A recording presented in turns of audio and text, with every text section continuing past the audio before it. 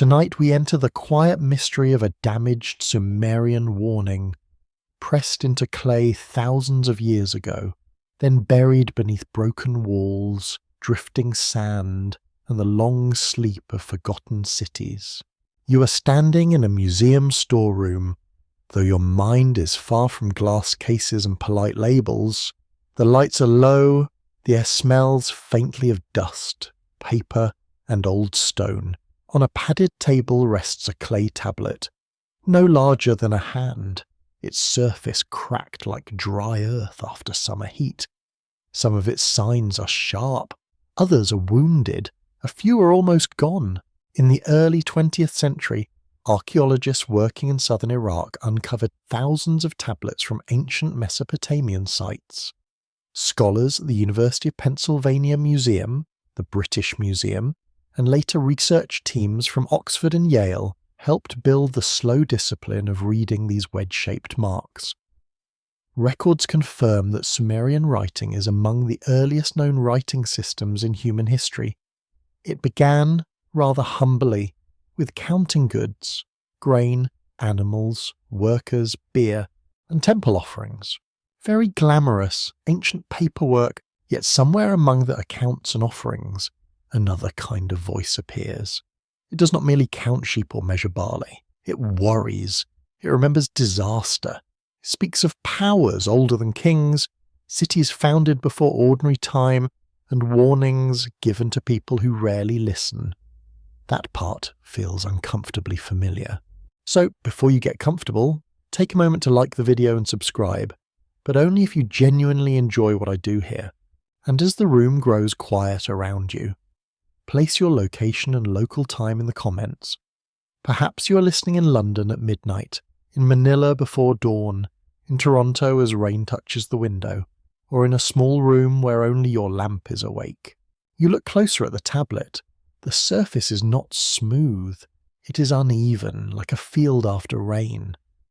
Each sign was pressed by a reed stylus into wet clay by someone whose name may be lost forever.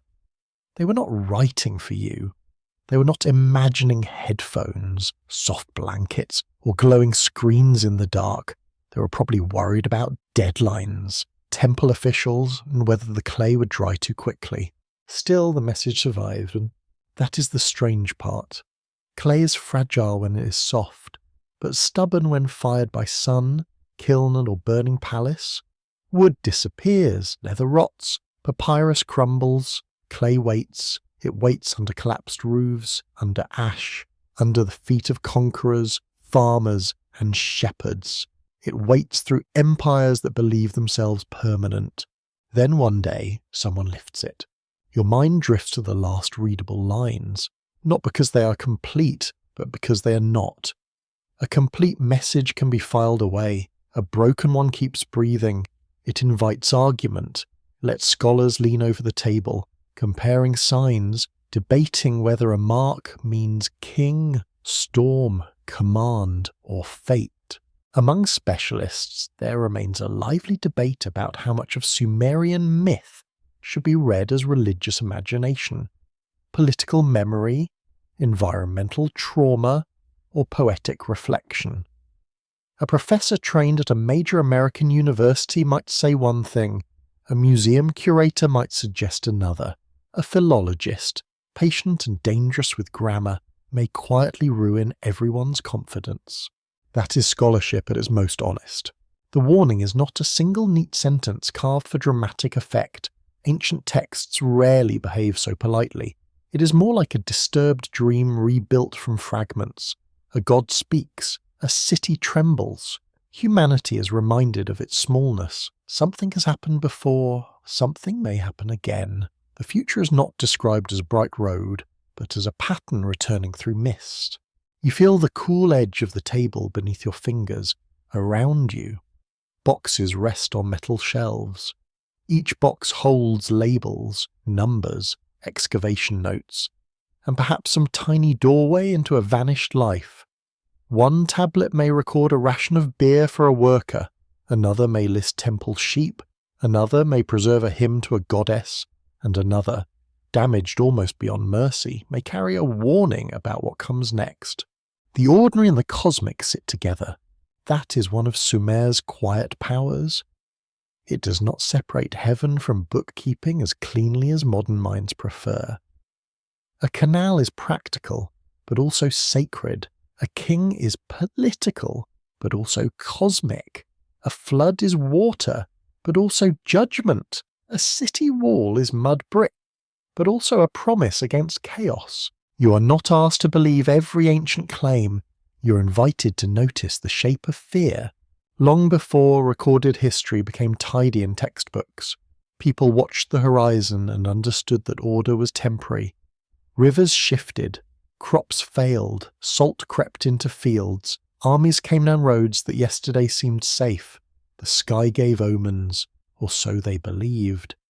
The gods gave commands, or so priests declared. Somewhere in that uncertain world, someone pressed signs into clay and tried to make meaning stay still. It did not stay still. No warning does. The Sumerians lived in a land where survival depended upon attention. Water had to be guided through canals. Fields had to be measured. Labour had to be organised. Temples had to store grain for both ritual and practical need. Oxford historians of the ancient Near East have often emphasised that Sumerian cities were not dreamy ruins in their own time. They were working systems, full of administrators, craftspeople, traders, singers, herders, and tired people with sore backs. In other words, civilization was noisy. Yet the tablet before you feels silent. The kind of tessens that gathers around something half understood. You imagine the original scribe, not as a mystical figure in a moonlit chamber, but as a trained worker with stained hands and sharp eyes. They know the signs, they know the formula. They know when a phrase is traditional and when it becomes strange. Perhaps their stylus pauses, perhaps not. A quirky tradition from later Mesopotamian scholarship claims that some written knowledge came from beings associated with the deep waters, teachers who brought civilization's arts to humankind. Modern scholars treat these accounts cautiously as mythic expressions of wisdom, temple authority, and cultural memory. Still, the image lingers beautifully. Knowledge rising from the water, a warning carried from the deep. You can almost smell the river mud. This is where the story begins to loosen. Not with thunder, not with a shout, with a damaged tablet under steady light, and the soft patience of readers who know that certainty is rare. The final Sumerian warning does not arrive as a headline. It arrives as a murmur from clay. And you, listening in the dark, are invited to lean nearer. The signs do not tell you everything. They never could. They offer pieces. A city, a decree, a memory of destruction, a hint that humanity has misunderstood its place more than once. The tablet seems to say that what comes next is not simply future time. It is recurrence, a turning, a return of something older than fear, older than kings, older than the names we give to endings. Perhaps that is why it survived. Perhaps some warnings are not meant to stop disaster. Perhaps they are meant to remind the next world that others stood here too, looking upward, listening for instruction, and wondering whether the silence above them was mercy or judgment. The museum room settles around you. The dust is patient, the clay is patient, the broken signs remain where they have always been, holding their little darkness with impressive stubbornness. And somewhere inside that darkness, the last warning waits to be heard. You descend now into the old floodplain, where the land itself seems to remember water, heat, and the slow pressure of human hands shaping mud into a world. The air is heavy. It carries the smell of river silt, cut reeds, damp clay, an animal dung, drying for fuel beneath the sun. Far away, a heron lifts from the marsh with soft wings, while insects shimmer above still pools. The sky feels too large. It presses downward, pale and bright, as though even heaven has no shade to spare. This is southern Mesopotamia, the low country between the great rivers. The ground is never simply ground here. It is river gift, river threat, river memory, and the land is made from sediments carried over long distances, laid down season after season, flood after flood, until people begin to trust it enough to plant grain. Trust is a risky thing. Records from archaeology confirm that early urban life in this region depended on irrigation, labour organisation, storage, and careful management of water. Researchers from universities such as Chicago, Yale, and Pennsylvania have long studied how these early cities formed from village networks, temple economies, and expanding fields. The story is not one of sudden magic. It is slower than that and more human. People dig, people carry, people argue. You walk along canal bank at dusk. The mud is cracked on its top but soft underneath, and your sandals make a faint sucking sound with each step. On one side, fields lie in disciplined strips, green where water reaches them, dusty where it does not. On the other side, reed beds whisper in the evening wind, filled with birds, frogs, and hidden movement. The city rises beyond the fields. It is not made of marble.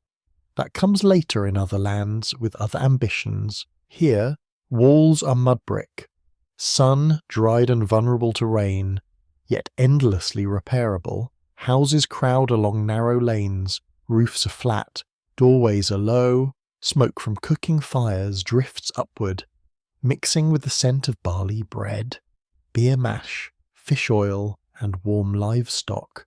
A child runs past you with a reed basket. A woman grinds grain with steady arms.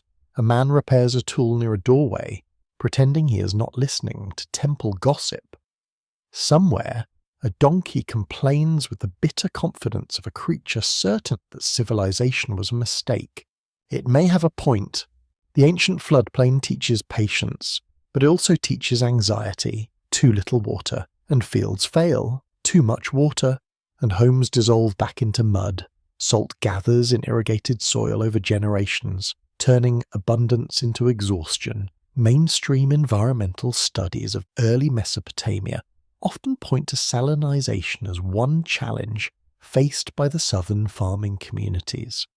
Though scholars still debate how much it contributed to political change, crop shifts, and urban decline. That debate matters because the land is not just scenery, it is an actor. You feel the heat stored in the wall beside you, even after sunset. The brick breathes warmth. The streets hold the day inside them. People speak softly in courtyards as evening settles, and the first stars appear above the flat roofs. There is no electric glow to erase them. The sky becomes sharp, crowded, and watchful. In such a place, patterns matter. The rivers rise and fall. The moon changes shape.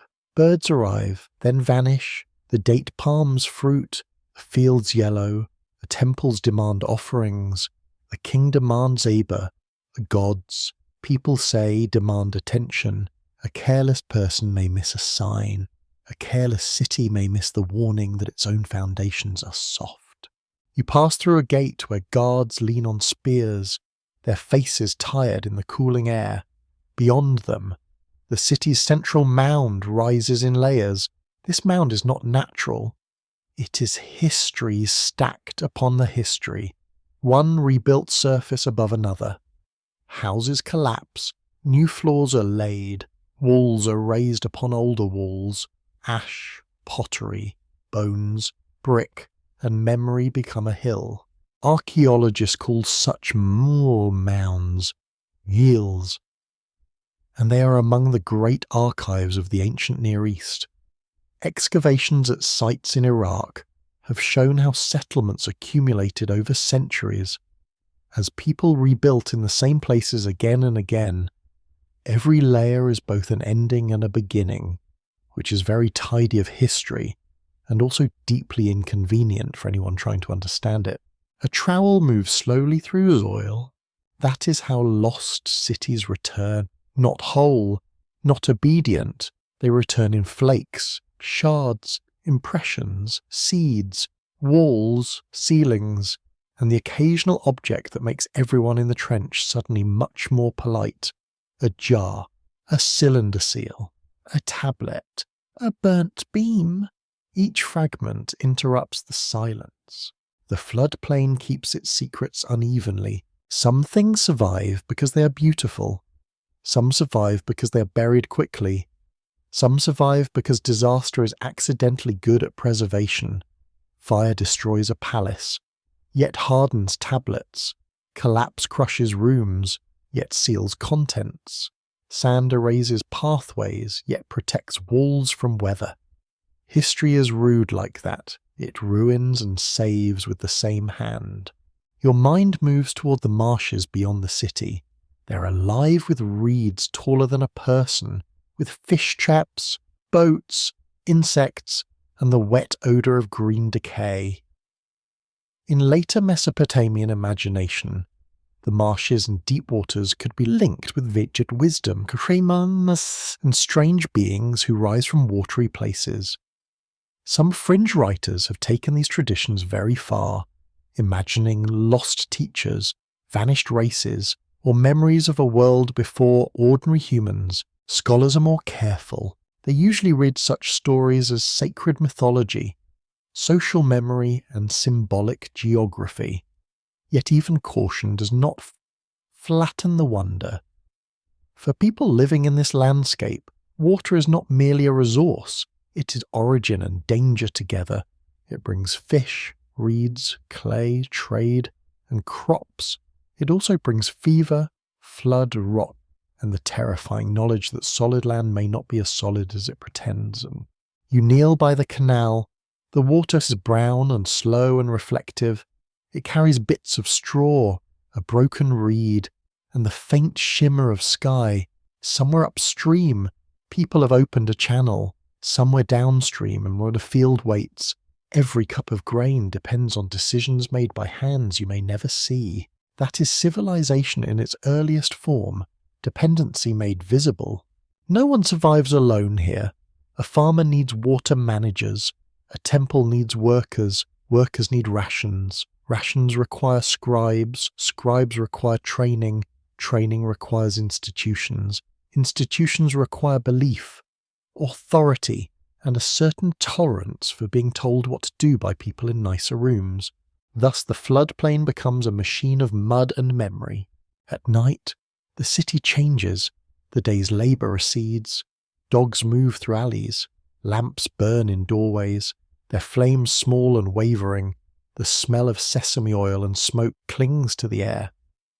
A distant drum marks ritual time near the temple precinct, while a singer's voice threads through darkness like a ribbon.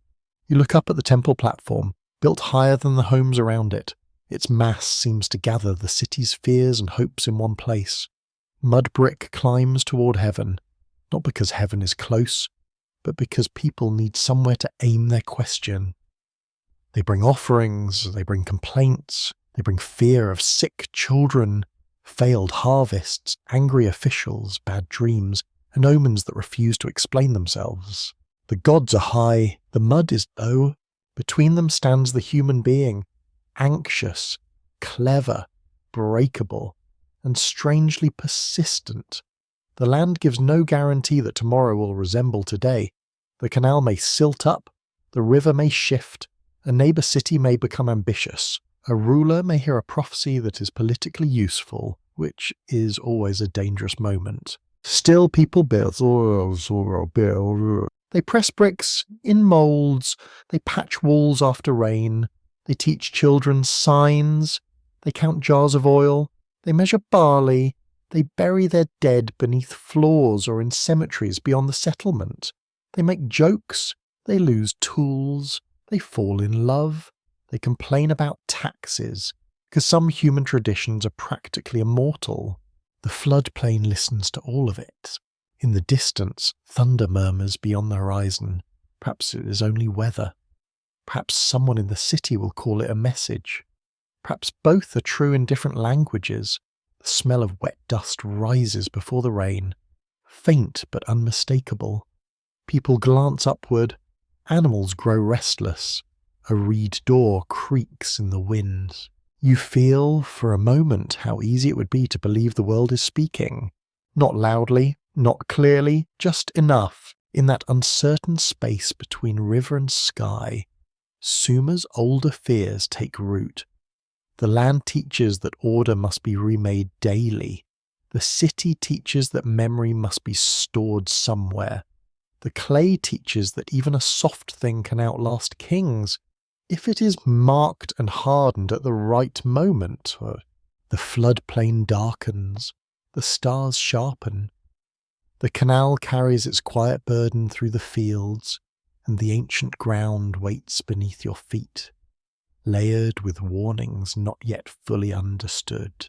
Your attention settles upon a small room near the temple quarter, where a scribe bends over clay while the evening heat slowly loosens its grip. The room is plain, almost severe. A reed mat lies near one wall. A low stool holds a lump of prepared clay, wrapped in damp cloth to keep it workable. Beside it rests a stylus cut from reed, triangular at the tip, simple as a broken twig, yet powerful enough to trap a voice for 4,000 years. The scribe is not a priest in a crown of mystery. He is a trained man with tired eyes, careful hands, and probably a strong opinion about younger scribes ruining proper signs. His work is exacting, his back aches. His fingers know the pressure required to make each wedge clean, neither too deep nor too shallow. That pressure matters. A sign pressed too weakly may vanish when the tablet dries. A sign pressed too hard may deform the surface around it. The hand must be steady, but the clay must also cooperate. Or ancient writing is not only language, it is touch, moisture, timing, muscle, and patience. Scholars at institutions such as Yale and the University of Chicago have shown how scribal education in Mesopotamia depended on copying exercises, lexical lists, proverbs, model contracts, hymns, and older compositions. Students learned by repetition until their hands remembered what their minds still feared forgetting. That fact gives the room a quiet human weight. Someone practiced before they warned. You hear the small sounds. A reed tip presses, clay yields, a wrist shifts. Outside, sandals scrape along a passage. A goat complains from a courtyard, apparently offended by existence. The scribe does not look up. He turns the tablet slightly, aligning the next row with measured calm. The message he copies, or perhaps composes from older lines, does not feel ordinary. It carries the rhythm of received speech, a decree, a lament, a remembered command. The words may have passed through temple schools, recitations, and worn tablets before arriving under his hand. He is not inventing from nothing. In ancient cultures, nothing important ever arrives alone. It arrives with ancestors. The scribe knows this. He knows the authority of old words. He knows that a phrase repeated across generations can become more solid than a wall. Yet he may also sense unease within the lines. They speak of powers who do not explain themselves kindly. They suggest that human life rests inside decisions made elsewhere, beyond market noise and cooking fires. Perhaps his stylus pauses. A lamp flickers beside him, fed by oil. Its smoke threads upward and stains the air with a faint bitter scent. The clay surface shines slightly where it remains damp. A fly circles, lands, and is brushed away with the irritation of a man preserving cosmic memory while being personally attacked by insects. History allows no dignity. The scribe presses another sign. He may be working from a damaged exemplar, an older tablet already worn at the edges. In that case, Torn seer, he must decide what missing sign belongs in a broken space. Does the phrase speak of destruction or purification? Does the god command silence or assembly? Does the city fall because of guilt, noise, rebellion, or simply because cities fall? These are not small questions. Modern specialists still face similar choices when reading broken tablets. A missing wedge can change a verb, a damaged line can turn certainty into possibility. There is continuing scholarly debate over how some Sumerian literary texts should be reconstructed, especially where later copies differ, or where signs are ambiguous. One careful reading can sound like theology, another can sound like royal propaganda, another can sound like ecological memory wearing divine clothing. The clay accepts all possibilities without comment. The scribe continues. He has been trained not to tremble before difficult phrases. Still, the warning seems to gather around him. It names a world arranged by rules humans did not write. It hints that people were placed into a system already ancient when their cities first rose. There are beings who decide. There are cities chosen, favoured, abandoned. There are storms that may be weather, judgment, or both. In the corner, a water jar sweats in the heat. The smell of wet clay mixes with reed dust and old smoke. From the temple court comes the low murmur of voices. Offerings are being counted. Someone is reciting names. Someone else is being corrected because the divine realm apparently requires excellent administration. That detail is important. Sumerian civilization is often imagined through kings and gods, but the tablet world is also filled with clerks, accountants, seal cutters, brewers, bakers, and labourers receiving measured rations. Their records show a society deeply concerned with order. Mainstream archaeology confirms that writing developed partly to manage economic and institutional complexity. Before literature becomes eternal, it first learns to count goats, a very practical miracle.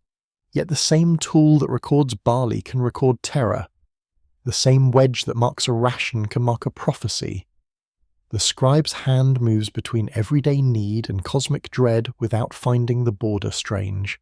For him, these are not separate worlds. The gods care about offerings. Officials care about grain. The city survives when both accounts balance. That belief is oddly fragile. A flood can erase a boundary marker. A drought can expose the arrogance of a canal plan. A plague can pass through narrow streets and leave rooms too quiet.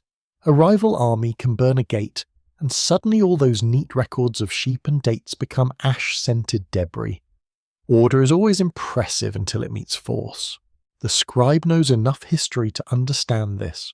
He may have heard old city laments, those haunting compositions in which once mighty places are described as abandoned, their streets empty, their temples desecrated, their people scattered. Such laments are among the most moving works of Mesopotamian literature.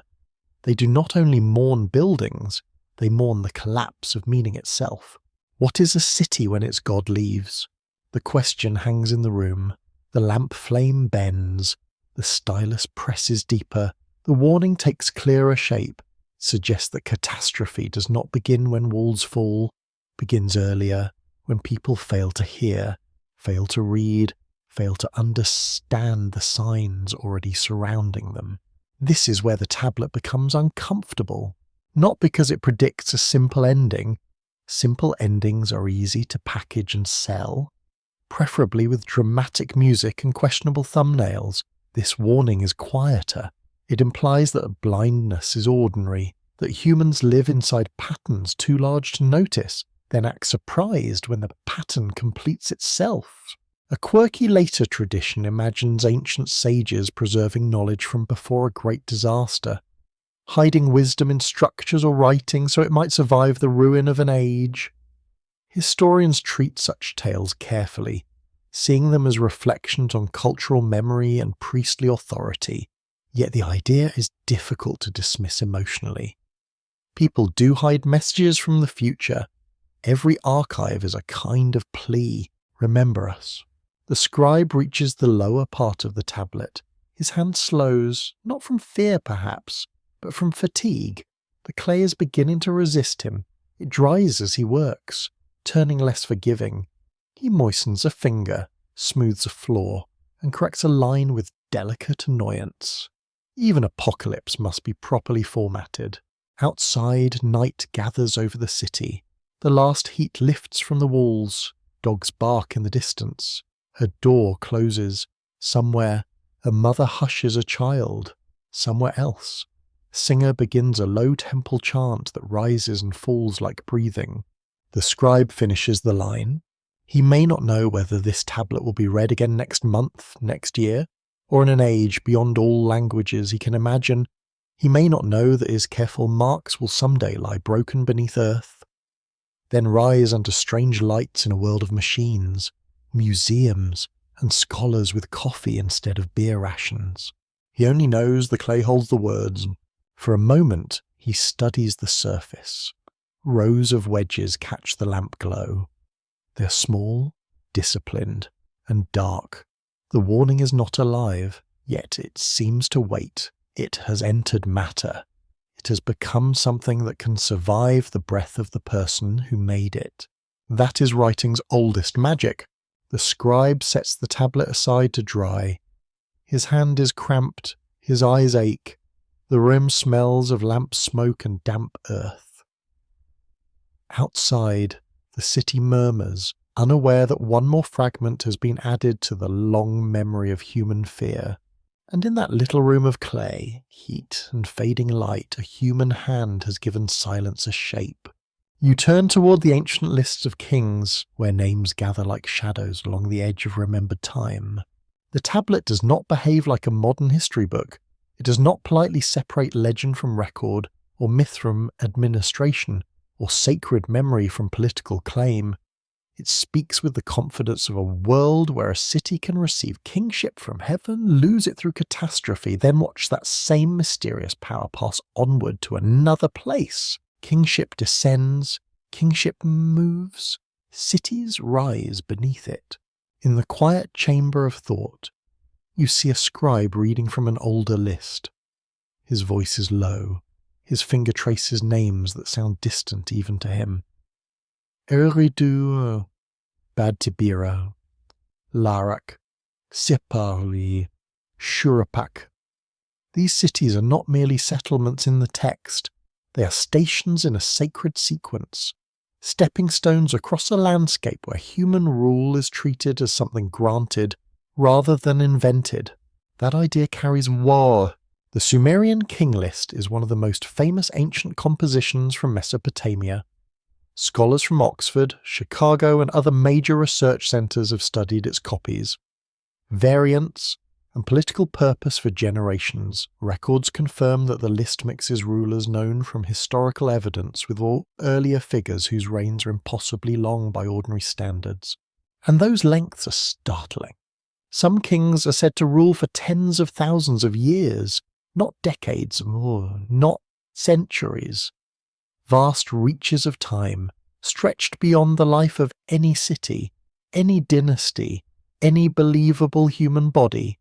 A practical reader smiles gently and reaches for symbolism. A more excitable reader opens a very suspicious website. Both reactions are predictable. The list invites wonder and caution together. You walk, in imagination, through Eridu at dawn. The city lies near ancient waters, low and sacred, wrapped in the smell of reeds and wet clay. Later tradition remembered it as one of the oldest cities, a place connected with beginnings, wisdom, and divine order. Archaeology has revealed deep levels at Eridu, with temples rebuilt over long periods, one foundation resting upon another, like memory refusing to leave. The ground there seems layered with first things. A temple riser, modest at first, then larger through repeated rebuilding. Each generation repairs, enlarges, realigns, and honours what stood beneath. The structure is not only architecture, it is argument. It tells everyone who enters that this place has roots older than their grandparents, older than their rulers, older perhaps than ordinary explanation. That is how sacred landscapes speak. In the king list, the earliest rulers belong to a world before a great flood. Their reigns stretch across fabulous durations, suggesting a time unlike the present.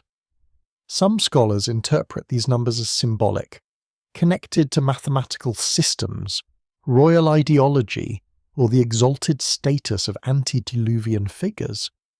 Others debate whether the list preserves distorted memories of older political centres, reshaped by myth and scribal tradition.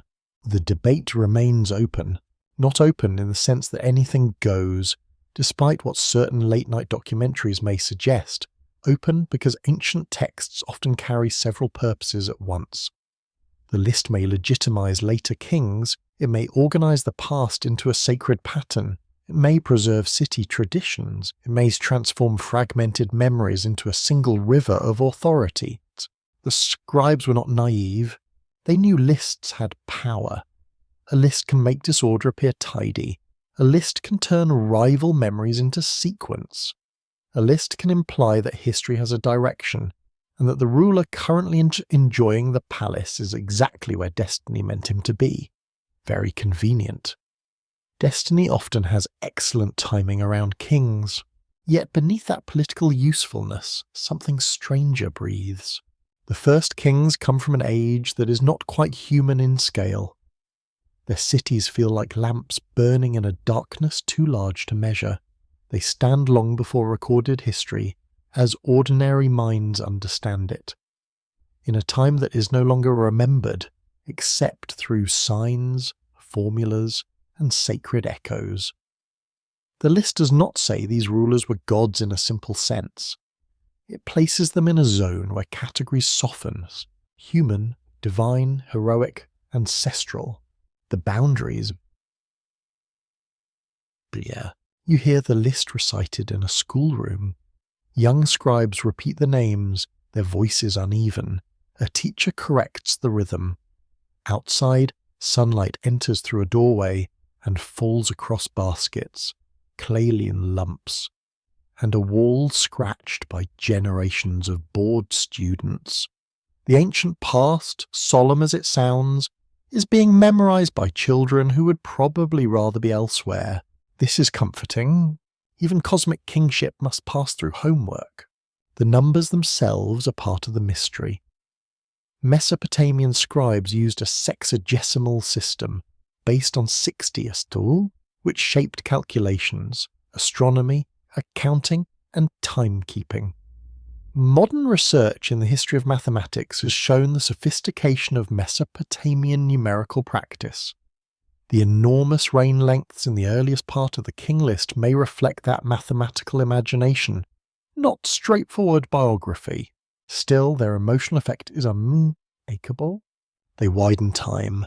You feel yourself pulled beyond the neat edges of ordinary chronology. A king rules not for one life, but for an age. A city does not merely prosper, but holds a cosmic office. When kingship moves, history itself seems to migrate. The earth becomes a board on which unseen powers shift authority from one sacred center to another. That pattern matters because it makes disaster meaningful. A city is not abandoned only because irrigation fails, trade weakens, or enemies gather. It is abandoned because kingship has departed. The divine current has moved elsewhere. People living through collapse may find such an explanation terrifying, yet also strangely orderly. Loss becomes part of a structure, ruin becomes legible. Human beings often prefer a frightening pattern to no pattern at all. A quirky fringe tidbit follows the long reigns like a faint lantern. Some modern enthusiasts have claimed that the antediluvian kings were survivors of forgotten advanced civilizations, or even visitors from the stars. Mainstream historians do not accept such claims because the evidence supports scribal tradition, symbolic number systems, and political theology rather than machines hidden in the mud. Still, the attraction is understandable. Enormous numbers make the imagination hungry. The ancient scribes may have expected of them. They were not writing dry data in the modern sense. They were shaping memory. They placed the earliest rulers beyond ordinary reach, giving the past a towering silhouette. In doing so, they made the present feel small. Any king hearing the list would understand that his rule was temporary beside those old names, even if his court poets tried very hard to suggest otherwise. Power needs humility, it rarely enjoys it. You move from Eridu to Bad Tibira, from Bad Tibira to Larak, from Larak to Sippar, from Sippar to Shurapak, Each name becomes a step deeper into the before time. The cities are not equally visible to archaeology, and the ancient text does not answer every question. Yet the sequence itself feels deliberate, almost ritual. It tells you that civilization began under supervision, within a system already arranged. Then comes the break, the flood. The list marks it with chilling simplicity. The flood swept over, and afterward kingship descended again. So much is compressed into that turn. A world ends, another begins, authority returns, but not innocence. The line between before and after is drawn not by philosophy, but by water. Imagine hearing that as a citizen of a floodplain. You know rivers, you know the smell before rain, you know canals can fail, you know mud brick can dissolve, you know your house, your field or your street, and your god's temple all depend on an order that must be defended against water, drought, salt, and ambition. The idea of a world drowned by divine decree is not abstract, it is local, physical, and close. The king list gives that fear a timeline. It does not begin history with humanity proudly inventing itself. It begins with kingship arriving from above, cities receiving it, rulers holding it for impossible spans, and disaster interrupting the order. Humanity enters a stage already arranged by forces beyond its control. The hidden timeline is not hidden because no one wrote it down. It is hidden because its first chapters resist our categories. Perhaps that is the warning inside the list. Not that ancient kings literally lived for ages beyond comprehension, though the text says what it says, not that one city can own heaven forever, because the list itself denies that. The warning is softer and colder. Every order that descends may also depart. Every city that receives may also lose. Every age that believes itself central may be only one name in a longer sequence. The scribe recites the final line for the day. His pupils repeat it. Dust hangs in the light. Somewhere outside, a pot breaks, and someone is immediately blamed. Life continues around the abyss with impressive stubbornness. That may be the most human detail of all. The ancient kings stand behind the text like tall figures in fog. Their reigns are impossible. Their city is half remembered. Their authority wrapped in sacred mathematics and political need. Yet through them, the Sumerians created a past vast enough to humble the present. You listen to the names fading into stillness. They do not give certainty, they give scale. They open a corridor leading backward, beyond the familiar ruins, beyond ordinary dynasties, into a time where kingship itself is a visitor, and humanity is not yet the master of the story. You enter the old story at the moment when even the divine world grows weary, and creation begins not with tenderness but with complaint. The scene is strange, almost domestic in its discomfort. There are great beings before humanity, vast in rank and power, yet they are not floating in perfect calm. They labour, they dig, they maintain canals, they carry burdens meant to sustain the order of heaven and earth. The cosmos, in this memory, is not a jewelled palace humming by itself. It is a work site. That is unsettling. In the ancient Mesopotamian imagination, gods could be powerful and radiant, yet also hungry, irritated, political, and deeply interested in proper service. Offerings mattered, temples mattered, ritual schedules mattered. Divine life was not entirely separate from the institutions of the city. It reflected them, enlarged them, and made them sacred. A council of gods may sound grand, but listen carefully and you hear administration.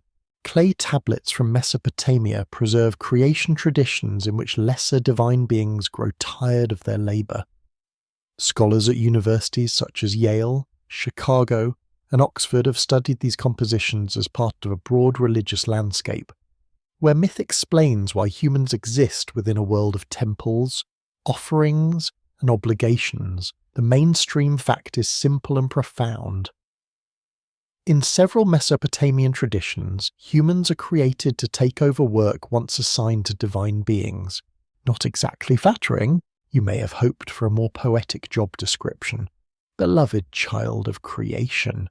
Perhaps crown of the universe. Maybe. Instead, the old clay seems to murmur something closer to, "Congratulations, you have been added to the labour roster." Ancient theology had a dry sense of humour. You stand beside a canal beneath a burning sky, and the myth becomes less abstract. Mud clings to ankles, reed baskets scrape shoulders, water must be guided, embankments repaired, silt cleared, boundaries marked. The divine labour described in myth resembles the work ordinary people knew too well. Creation is not imagined from a cloudless philosophy. It rises from aching backs. In one major Akkadian composition known to modern scholars, the burdened gods rebel, and humanity is formed so the gods may rest. Although that text is written in Akkadian rather than Sumerian, it draws upon older Mesopotamian themes and belongs to the same broad world of thought. Researchers debate how directly these traditions reflect temple economies, royal ideology, or older mythic patterns shared across cities. That debate stays alive. Some see the story as religious explanation, a way of placing temple service at the heart of human purpose. Others read it as a reflection of social hierarchy, where labourers support elites. And the cosmos mirrors the city's own unequal structure.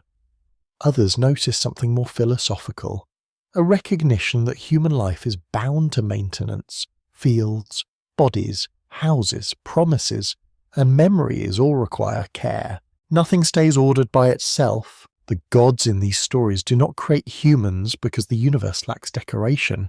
They create because the system needs workers, singers, food preparers, builders, farmers, and ritual keepers. Humanity is not outside the machine. Humanity is part of its mechanism. That idea may feel cold, yet it also grants humans a place inside a vast sacred economy. You are small but necessary. The temple courtyard grows before you. Men and women arrive with baskets, jars, animals, bundles of reeds, wool, and grain. A brewer carries beer for an offering. A baker brings bread shaped by practiced hands. A musician tests a stringed instrument, listening for the correct tone. A priest checks the sequence of rites, because apparently even the gods appreciate punctuality. The smell is thick: smoke, roasted grain, wool grease, sweat, incense, clay dust, and warm animal breath mingle beneath the morning light. The city is awake, and its labour flows toward the temple like water toward a basin. This is not merely worship, it is structure. Records from excavated tablets show the importance of temples as economic and social centres in early Mesopotamian cities. They owned land, received goods, organised workers, and distributed rations. The line between sacred duty and practical administration was not sharp. To serve the god was also to sustain the city. To sustain the city was also to keep chaos outside the wall. The warning begins to deepen here. If humans were shaped to maintain order, then neglect is not a small mistake. It is a failure of purpose. If people exist to hear commands, feed the gods, care for fields, and keep the world aligned, then deafness becomes dangerous. A city that forgets its obligations does not merely become impolite, it risks becoming unnecessary. That is a frightening thought. In the mythic imagination, divine patience has limits. The gods may create, but they may also regret. They may bless a city, then abandon it. They may accept offerings, then send troubling dreams. They may speak through omens that require trained interpretation, which is convenient for experts and very inconvenient for everyone else. A fringe tidbit curls around this idea like smoke. Some modern writers have claimed these creation myths preserve memories of engineered humans made by ancient non-human rulers.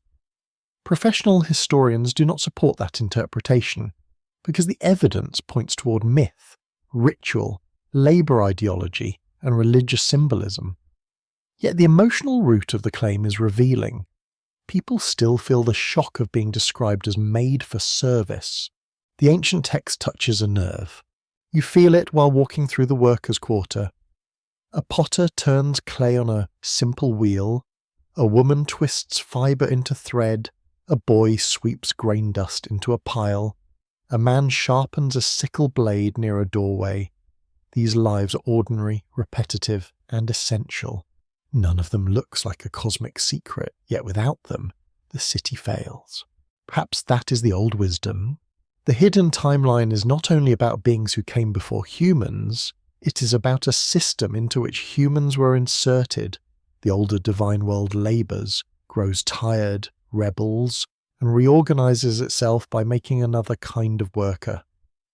Humanity begins as a solution to a crisis that predates it. People inherit a task without remembering the meeting where the task was assigned. Very typical management, and really, the story grows quieter. When you think of the first human figure shaped from clay and divine substance, clay from the earth, breath, blood, or essence from the divine realm, depending on the tradition, the combination is intimate and uncomfortable. Humans are mud. Yet not only mud, they are animated, burdened, clever, noisy, and difficult to supervise. That last part becomes important.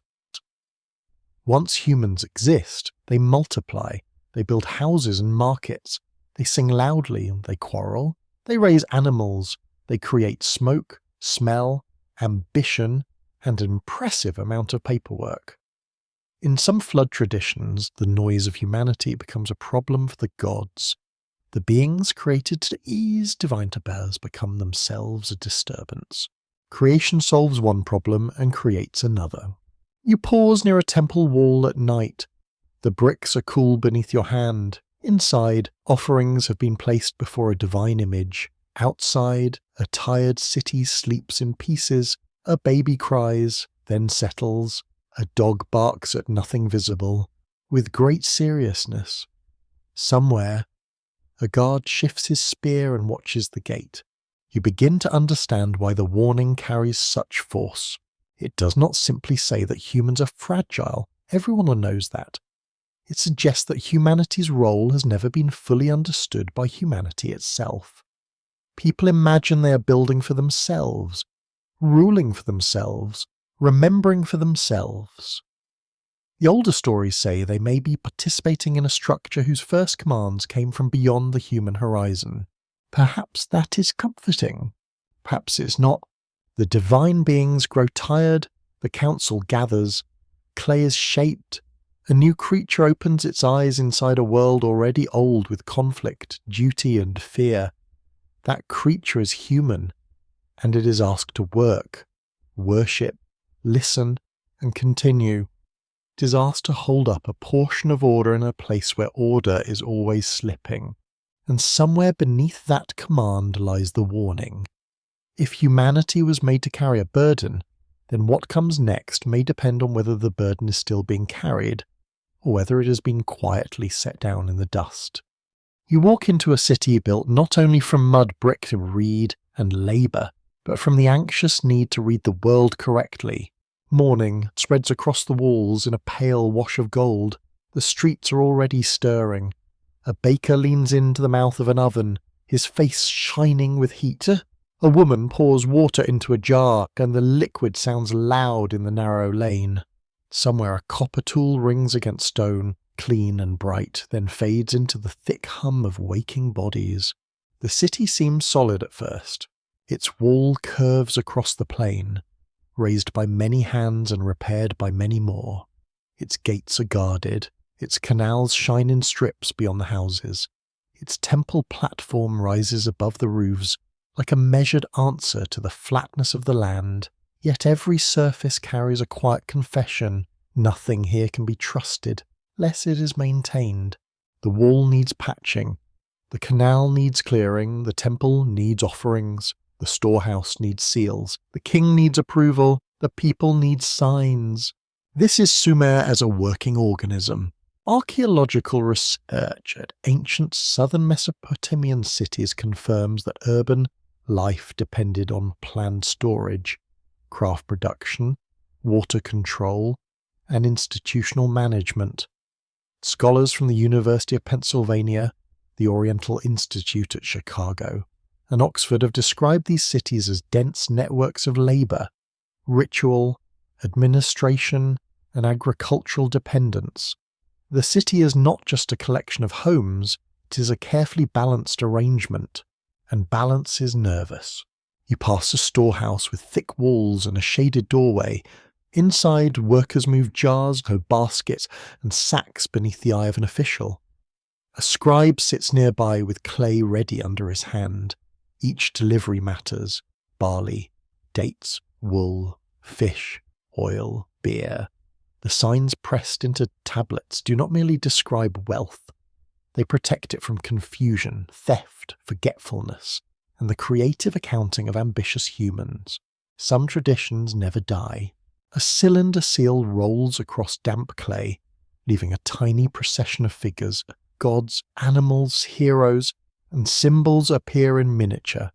The impression locks a container, marks an owner, or confirms authority. It is art acting as signature, and signature acting as protection.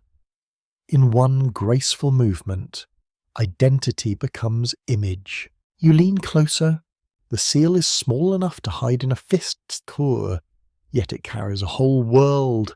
A horned figure stands beside a sacred symbol. A worshipper raises both hands. A creature with impossible limbs turns its head as though surprised to find itself employed in bureaucracy. The ancient Near East had a gift for making paperwork look mythological. That is part of the city's character. Nothing is merely practical. A storehouse is practical, but the god's estate may own its contents. A canal is practical, but its flow may depend on divine favour. A ruler is practical, but his authority must be ritually recognized. A festival is sacred, but it also moves goods, gathers crowds, feeds workers, and reminds everyone who organizes reality around here. The temple district draws you inward.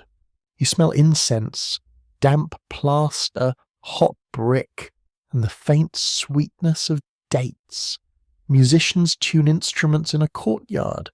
Priest's assistant carries a basin with exaggerated care, as if the water inside has royal opinions.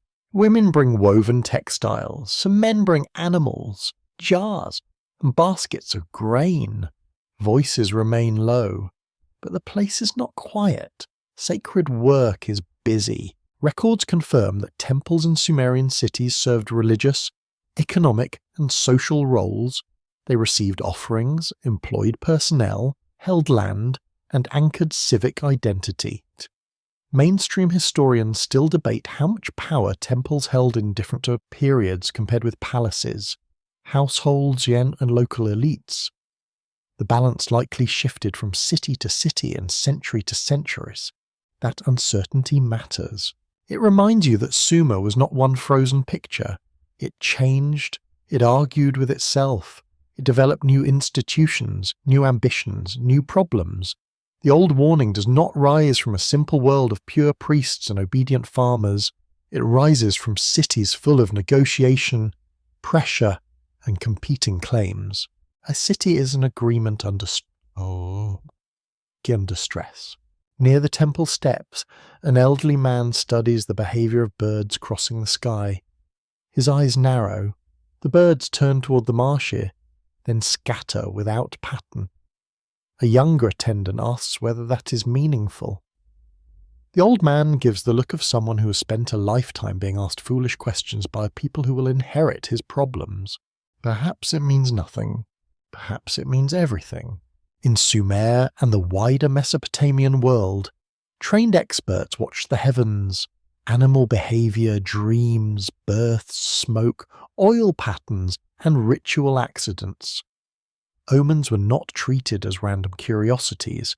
They were possible communications from powers whose intentions had to be interpreted before danger arrived. To modernize, this may seem superstitious. To a floodplain city, reading signs was survival turned sacred. You can understand the impulse. When rivers determine food, when disease enters without warning, when storms break embankments, when kings dream and armies move, uncertainty becomes unbearable. The human mind seeks patterns because patterns feel like handles on the dark. Even a frightening message is preferable to a silent universe. A quirky tidbit hides in the omen tradition. Some Mesopotamian texts treated oddly formed animals, unusual births, or strange appearances in the sky as messages concerning kings, cities, harvests, or military events. Later copyists preserved enormous collections of such interpretations. Imagine opening a scholarly manual and finding that a two-headed lamb has strong opinions about state policy. Ancient administration could be wonderfully exhausting. Yet beneath the oddity is a serious structure. The city believes it is watched. It believes events are connected.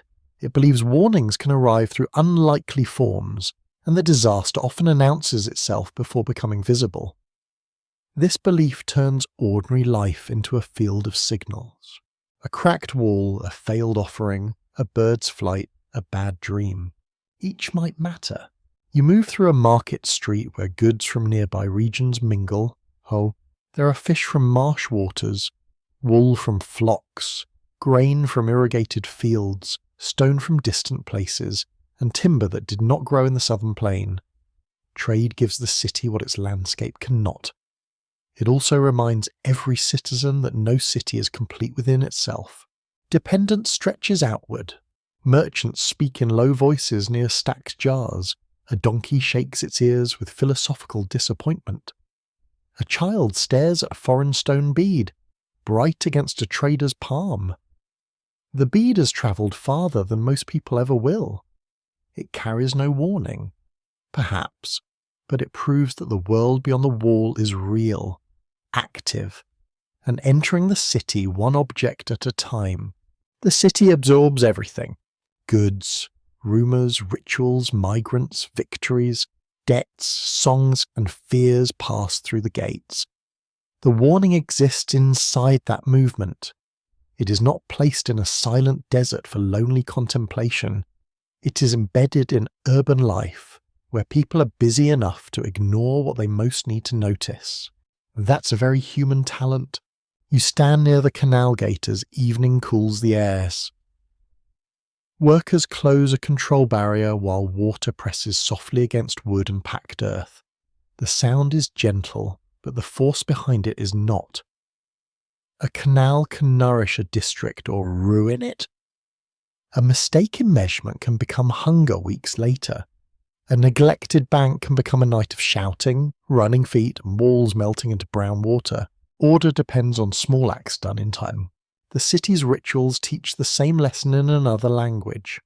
Offerings must be made in proper sequence, seals must be placed correctly, festivals must occur when they're due, the gods must be remembered, not vaguely, but through precise gestures. A misplaced sign, a skipped duty, a careless ruler, a deaf assembly. Each becomes a crack in the system. The warning grows more practical now. It is not only about divine anger, it is about fragility disguised as permanence. A city may look strong from the plain, with its walls rising and its temple catching sunset, yet its strength is distributed across thousands of habits. People waking early, scribes recording accurately, canal workers clearing silt, priests performing rites, farmers trusting water, rulers not becoming catastrophically foolish. A standard history rarely guarantees. You feel the city breathing around you. The last light catches the temple's upper edge. Smoke lifts from roofs. The storehouse doors close. A seal is pressed into clay. Somewhere, a singer begins a hymn, and the melody moves softly through the streets. It does not erase anxiety. It gives anxiety a shape. That may be what civilization does. It takes fear and builds walls around it. It takes hunger and invents storage. It takes uncertainty and trains readers of signs. It takes memory and presses it into clay. Yet the fear remains inside the wall, sleeping lightly, waiting for neglect, arrogance, or silence. The city stands beneath the darkening sky, alive with order and full of warning. You are drawn toward the hidden structure beneath the stories, where councils gather, numbers repeat, and fate begins to look less like chance than design. The chamber is imagined, yet it feels strangely official. A long space opens in darkness, lit by oil lamps that tremble against plastered walls. Figures often sit in a solemn arrangement, not hurried, not confused, not especially interested in explaining themselves to mortals. Their silence is organized, their stillness has rank. This is how power often appears. In Mesopotamian thought, the divine world could be pictured as a council, a gathering of great beings who debated, decreed, judged, assigned destinies, and maintained the order of existence. The idea appears across many texts from the ancient Near East, where divine assembly gives sacred weight to decisions affecting kings, cities, storms, battles, harvests, and the lives of ordinary people. Heaven, it seems, had meetings. You may find that comforting or alarming, depending on your experience with meetings. The old stories often speak of leading gods who hold authority over sky, air, water, earth, wisdom, love, war, and the deep patterns of life. The names and relationships vary across periods and cities, because ancient religion is rarely as tidy as a chart in a classroom. Deities rise in prominence, cities favour their own patrons, traditions overlap, merge, and occasionally disagree with impressive confidence. Still, a pattern emerges. There are high powers, there are assemblies, there are decrees, there are destinies assigned like sealed instructions. Humanity does not stand outside this structure. It stands beneath it, within it, shaped by decisions made in a realm that ancient texts describe with solemn distance. The warning becomes less like a shouted prophecy. It becomes a system. Scholars from major institutions such as Oxford, Yale, and the University of Chicago have studied how Mesopotamian texts use divine councils to explain authority, legitimacy, and cosmic order. A mainstream historical fact is that kings often presented their rule as sanctioned by gods, not merely seized by force. Royal power needed sacred endorsement, because a crown without divine favour was only an expensive hat with dangerous hobbies. The city understood that a ruler could command labour, raise walls, lead armies, and commission inscriptions, yet he still required more than strength. He needed signs that heaven approved. He needed rituals, omens, temple support, and words carved or pressed into durable form. Power had to be narrated as destiny, or people might begin noticing that it looks suspiciously like politics. The council solves that problem, and the whole level. When the gods decree, earthly authority becomes part of cosmic arrangement. Kingship descends, cities receive favour, defeat becomes abandonment, victory becomes approval. Order appears to travel from the unseen realm into the visible one, through temples, rituals, kings, priests, scribes, and the trembling hands of people waiting outside palace gates. You stand in a temple courtyard during a festival. The air smells of incense, crushed herbs, warm wool, and wax smoke from small lamps. Musicians begin a slow rhythm. Drums sound like heartbeats behind stone. A statue of a god is prepared, clothed, honoured, and carried with deep ceremony. The crowd watches, not as tourists, but as participants inside a living structure. The divine image does not merely represent presence, it anchors presence. To modernize, A statue may seem like an object. To ancient worshippers, once richly prepared and housed, it could become the earthly seat of a divine being. This does not mean every person understood theology in exactly the same way. People never do. Yet the ritual logic was powerful. The god's house was not empty decoration. It was a center of relationship. Offerings moved upward. Blessings moved downward. At least, that was the hope. The number 7 begins to shimmer across this world.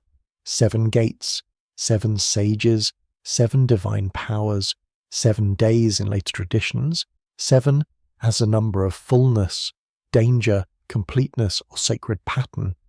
Mesopotamian texts often gave symbolic importance to numbers, especially in ritual, astronomy, and learned tradition. The city did not count only to measure, it counted to order reality.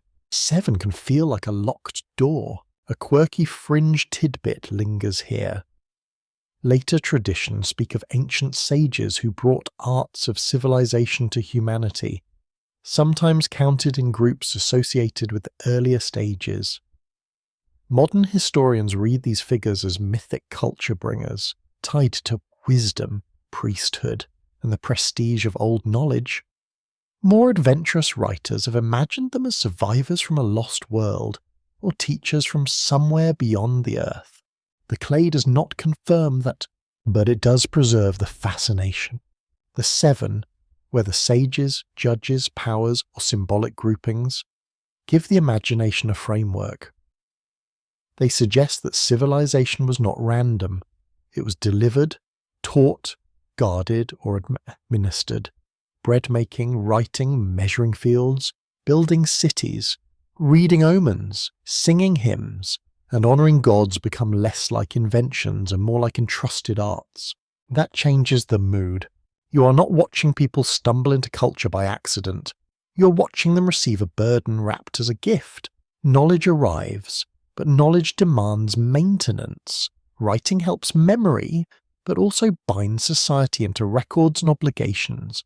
Irrigation feeds the city, but creates dependence on labour and control. Kingship gives order, but invites domination. Ritual offers meaning, but punishes neglect with fear. Every gift has a shadow. The ancient council sits behind these gifts like a silent authority. It does not ask whether humans feel ready. It decrees, it assigns, it sets destinies in motion. The Sumerian word, often translated as destiny or fate, carries a sense of fixed order. Though scholars debate the full range of meaning in different texts, some interpret these decrees as cosmic laws. Others see them as literary ways of describing social and political hierarchy. The phrase remains debated. What matters for the listener in the dark is the feeling it creates. The world is not loose, it is fastened. Life unfolds according to decisions hidden from ordinary sight. A city prospers because something has been allotted to it. A king rules because a decision has been made elsewhere. A disaster arrives because a boundary has been crossed, or because the decree is turned. That is not reassurance. It is structure with teeth. You move through an archive room where tablets sit in rows. Some hold accounts, some hold hymns, some hold omen series, lexical lists, myths, and letters. This room is a small copy of the larger order. Everything is categorized, everything is named, everything waits for the trained reader. A student reaches for a tablet and is told he has chosen the wrong one. Naturally. Learning is humiliation arranged over several years. Yet the archive shows something beautiful. Sumerian and later Mesopotamian scholars believed that knowledge could be preserved, copied, transmitted, and arranged. They were reconstructing the world through signs. To write a list of stones, birds, cities, gods, or professions was not trivial. It was a way of placing creation into rows that the mind could carry. The hidden system becomes visible through lists. A list can be dull. Unless you listen beneath it, then it becomes architecture. One name follows another. One city follows another. One god stands above another, one omen answers another. The tablet world loves order because the lived world is so easily disordered. The council above and the archive below mirror each other. Both assign places, both preserve hierarchy, both imply that nothing should drift without meaning. The city becomes an earthly model of cosmic administration, with gods at the summit, kings and priests below, scribes recording, workers maintaining, and fields waiting for water like a patient audience. Still, something exists. Humans do not fit perfectly into assigned places. They complain, they improvise, they forget. They laugh at solemn things when nobody important is listening. They bargain with gods, flatter kings, hide grain, misread signs, and tell stories that make the powerful look ridiculous. The system may be grand, but humans are gloriously inconvenient. Perhaps that is why warnings are needed. A perfect machine does not require warnings. A fragile system does. The presence of warning means the order can fail, means decrees may be ignored, signs may be missed, duties may be abandoned, and those entrusted with civilization may behave as though the arrangement is theirs to use without consequence. The lamps burn lower in the imagined chamber. The divine council remains still. The number 7 returns like a quiet footstep. 7 powers, 7 teachers, 7 gates, 7 chances, 7 measures of completeness. Perhaps 7 reminders that the world has layers, not proof of a single hidden code, but evidence of a mind-seeking structure in the vastness. You feel the soft unease of it. If the warning comes from within such a system, it is not merely saying that disaster will happen, it is saying that disaster belongs to a pattern. What comes next is not chaos alone. It is the consequence of order disturbed, neglected, or fulfilled in ways human beings cannot easily bear. The council does not shout, it decrees, and somewhere far below, in mud-brick cities under wide stars, people wake, work, count, pray, argue, and sleep inside a design they can only partly see. You hear the first disaster not as thunder, but as a change in the river's breathing. At first, nothing looks like the end of a world, no. The morning opens with ordinary heat.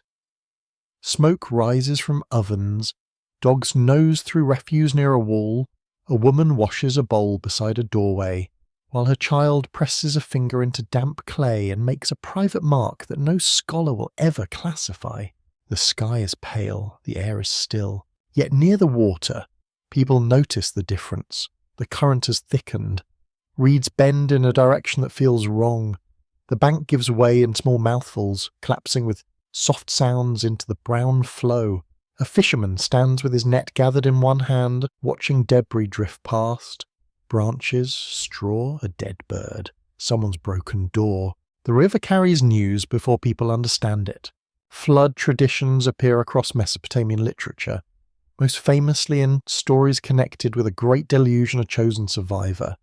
Scholars at the University of Pennsylvania, Oxford, and other research centres have studied how these traditions relate to older Sumerian compositions, later Akkadian epics, and the lived realities of river floods. Records confirm that flood deposits have been found at several Mesopotamian sites, though they do not point to one single flood covering the entire ancient world. That distinction matters. The archaeological earth speaks in layers, not sermons. At some sites, thick silt mark severe local flooding. At others, the sequence differs. Scholars continue to debate how specific environmental events may have shaped the literary memory of a world-destroying flood.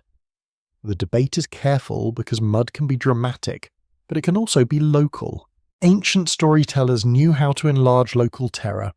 You stand on the bank as clouds gather beyond the plain. The wind arrives low and warm, then turns cool. A smell rises from the distance. Wet soil and crushed reeds, heavy enough to taste. People step outside their houses and look toward the river. No one is panicking yet. Panic usually waits for proof. Then the first warning shout comes. Men run toward the embankment with baskets and tools. Others bring reeds, mud, timber, and whatever can be thrown against a weakening edge. The city's strength suddenly becomes visible as labour. Not its walls, not its temple, not its royal claims, but bodies moving together in fear. A canal gate shudders under pressure. Water slaps against wood. Children are called indoors. Animals pull against ropes, sensing the change before human pride allows it a proper name. A priest appears near the temple steps, speaking with an official whose face has gone tight and pale. The gods are being consulted. Naturally, the river does not wait. In Mesopotamian myth, the Great Flood is not merely weather, it is decision. A divine assembly resolves that humanity must be swept away, and the waters become instruments of judgment, renewal, or unbearable correction. Different versions preserve different details, but the emotional centre remains powerful. A civilization hears too late that the world beneath it was never guaranteed. You feel the first water enter the street. It slips around a threshold, dark and shining, almost polite. A woman lifts a basket from the floor. A man curses softly while moving jars to a higher shelf. Someone laughs in disbelief, because laughter sometimes arrives when the mind refuses the message the water deepens. The laughter stibber. Mud brick has a weakness. It is patient in dry heat and faithful under maintenance, but floodwater knows how to undo it. Walls drink the water, floors soften, courtyards become pools, the city begins to remember that it was made of earth. This is not theatrical collapse. It is worse. It is slow, wet persuasion. The ancient flood story turns that physical truth into cosmic memory. A quirky detail from later tradition says that warning sometimes comes through a wall, a dream, or a secret speech not meant for all ears. The idea is odd and beautiful. Knowledge does not always arrive in the public square. It may seep through a barrier, half hidden, as if even mercy must avoid official channels. One person hears, many do not. You imagine a house where lamps are still burning though daylight has dimmed. A family gathers possessions onto a roof. They choose quickly, which is a cruel test of love. Grain or tools, a seal or a blanket, a figurine from the household shrine, a jar of oil. A child cries because a toy boat has floated away, showing very poor timing by becoming symbolic. Outside, the street is no longer a street. It is a channel. The flood does not roar at every moment. Sometimes it murmurs, sometimes it knocks objects together with small wooden taps, sometimes it carries a basket gently, as if returning it to another owner downstream. Then a wall fails, and the sound changes into a deep, wet cracking that moves through the chest. The city loses its edges. Fields vanish first into silver-brown sheets. Boundary lines disappear. Paths become currents. The carefully measured world, with its canals, plots, storehouses, and doorways, is rubbed smooth by water. For people trained to mark, count, seal, and fine. This is a special kind of terror. Flood is not only destruction, it is unmeasuring. Everything becomes one surface. In flood narratives, survival depends on preparation before proof. By the time everyone agrees danger is real, time is already narrowed. That may be the sharpest warning hidden in the old story. Catastrophe does not need disbelief forever. It only needs disbelief long enough. You hear rain begin against roofs. At first it is light, tapping on reed mats and packed clay. Then it thickens. The sky lowers until temple, wall, house, and horizon seem pressed into the same grey breathing. People move upward. Roofs become islands. Voices call across water. Some answer, some do not. Keep the scene gentle in your mind. There is no need to dwell on horror. The old texts themselves often move with solemn restraint. They know enough not to shout constantly. A quiet line about waters overwhelming the land can carry more dread than any painted violence. The listener supplies the rest, because the human imagination is annoyingly efficient. The flood reaches the temple courtyard.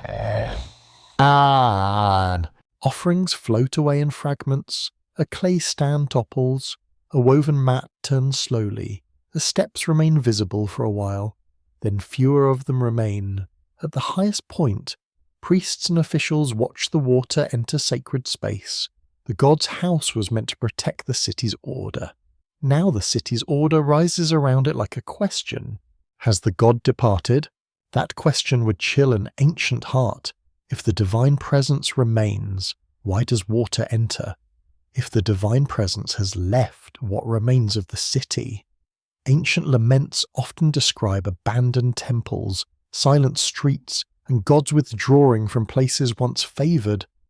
The flood memory belongs to that same emotional world where destruction is both physical and spiritual. A city can drown in meaning. Some scholars suggest that flood traditions may preserve cultural memories of repeated severe flooding in southern Mesopotamia. Others emphasize mythic structure, divine judgment, and the adaptation of stories through centuries of scribal copying. It is possible that the tale grew from many waters, many ruined fields, many families telling what the river had taken. The flood becomes singular because grief seeks shape. One disaster may stand for all disasters. As night falls, the city is no longer a place of streets and rooms. It is a scattering of raised surfaces in a moving dark. Lamps glow on roofs like small stars brought down to earth. The real stars are hidden. Rain erases the distance. The old confidence of walls, seals, numbers, and gates is gone. Only height matters now. And listening, somewhere beyond the city, in the mythic version, a vessel waits. It is not yet a symbol in a museum drawing or a neat illustration in a book. It is wood, pitch, rope, fear, obedience, and impossible hope. It carries the idea that warning may not save the world, but it may carry memory through the world's ending. The water rises, the voice is thin, the river and sky merge into one vast, patient force. You understand why Sumer remembered flood as a boundary between ages. Before it, kings rule in impossible spans. After it, kingship descends again, altered by survival. The disaster is not only an event, it is a hinge. It closes one kind of time and opens another. Rain continues in the dark. The ancient city fades beneath water. Yet the story does not sink. It clings to clay, to song, to lists, to later copies. To the unease of people who know their own order is also made from soft earth. And in that first disaster remembered, the warning becomes clear without becoming complete. What is built can vanish. What is measured can dissolve.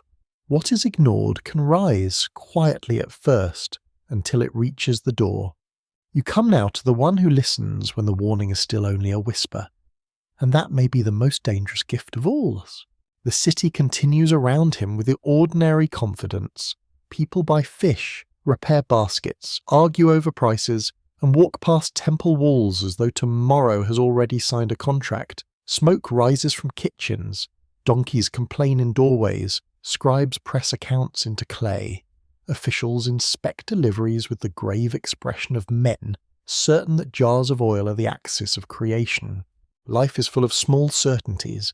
The survivor, known through different traditions by different names, stands apart not because he's powerful in the usual way. He's not described as a conqueror, or a builder of armies, or a king who forces the world to remember him through monuments. His greatness is quieter. He hears what others do not hear. He obeys before the evidence becomes socially acceptable. That is never easy. The ancient Mesopotamian flood survivor appears in several versions of the deluge tradition, including a Sumerian tale and later Akkadian narratives studied by scholars at Oxford, Yale, and the University of Pennsylvania. Records confirm that these traditions influenced one another across languages, scribal schools, and centuries. The names shift, but the pattern holds steady. A chosen man receives a secret warning, prepares a vessel, and carries life through catastrophe. The secret matters. In some versions, the warning is not openly proclaimed in the marketplace. It comes through a dream, a wall, or a concealed speech that allows a divine command to reach human ears without fully breaking the decree of destruction. This detail feels almost bureaucratic, as though mercy needs a loophole. Ancient heaven, apparently, also understood plausible deniability. You stand outside the survivor's house at twilight. The walls are thick, the doorway low, the courtyard swept clean. A reed screen moves slightly in the warm air. Inside, a lamp burns near jars, tools, ropes, and carefully stacked timber. The smell of pitch hangs heavy, sharp and dark, clinging to the throat. Something is being built, though not everyone understands why. Neighbours notice, of course. Neighbours always notice. A man carrying dates pauses near the entrance and glances too long. A woman drawing water watches from beneath lowered eyes. A child asks why so much wood is being gathered, because children are excellent at destroying secrecy. The survivor smiles, perhaps, or says something vague about repairs. Maybe everyone thinks he has become eccentric. Every age has its quiet eccentrics. Some are wrong, some are early. The warning he receives asks for action before proof. That is the heart of his burden. He cannot wait until the waters rise, because by then obedience would be impossible. He cannot explain everything, because the message itself may be hidden. He must appear unreasonable in order to survive what reason has not yet admitted. This is a strange moral position. Modern scholars continue to debate how flood survivor stories should be interpreted. Some emphasize mythic themes of divine justice and renewal. Others examine social memory, environmental risk, and the way ancient cities understood vulnerability. Still others study the literary artistry of the narratives, where secrecy, obedience, and survival transform catastrophe into a structured tale. The debate does not empty the story, it deepens it. You enter the courtyard and hear work under darkness. Wood creaks, rope tightens, a tool scrapes. The survivor's hands are rough, stained with pitch. His family moves quietly, perhaps afraid, perhaps loyal, perhaps very tired of being told this is all necessary. There is practical work to do. Food must be stored, animals must be gathered, openings must be sealed, the vessel must float. Spiritual warnings are surprisingly logistical. A chosen man still needs measurements, he still needs materials, he still needs enough people to help, and few enough to keep the work from becoming a public spectacle. He still needs to manage fear, doubt, fatigue, and the awkwardness of explaining to relatives why the household plan now involves building against the end of an age. The old story holds both mystery and carpentry. That balance gives it power. It does not leave salvation in the clouds. It brings it down into wood, pitch, jars, grain, doors, animals, and night labour. The message from the divine world becomes a list of things to gather before rain. The cosmic becomes domestic. A quirky later tradition imagines the vessel as a container of every needed skill, seed, creature, and memory. Fringe writers have stretched this into visions of hidden archives, lost technologies, or secret libraries floating through disaster. Careful historians do not accept those claims as evidence. Yet the symbolic idea is haunting. Survival is not only breathing, survival is carrying a world. You touch the side of the vessel. The surface is dark where pitch has been spread. The smells of oil, resin, smoke, and bitter earth. Your fingertips would come away stained. This is not the clean boat of a gentle painting. It is heavy, practical, uncomfortable for people, and probably unpleasant to share with frightened animals.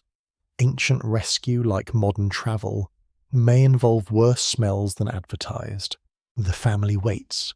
This part of the story is often overlooked because people rush toward the flood, but their waiting may be more difficult.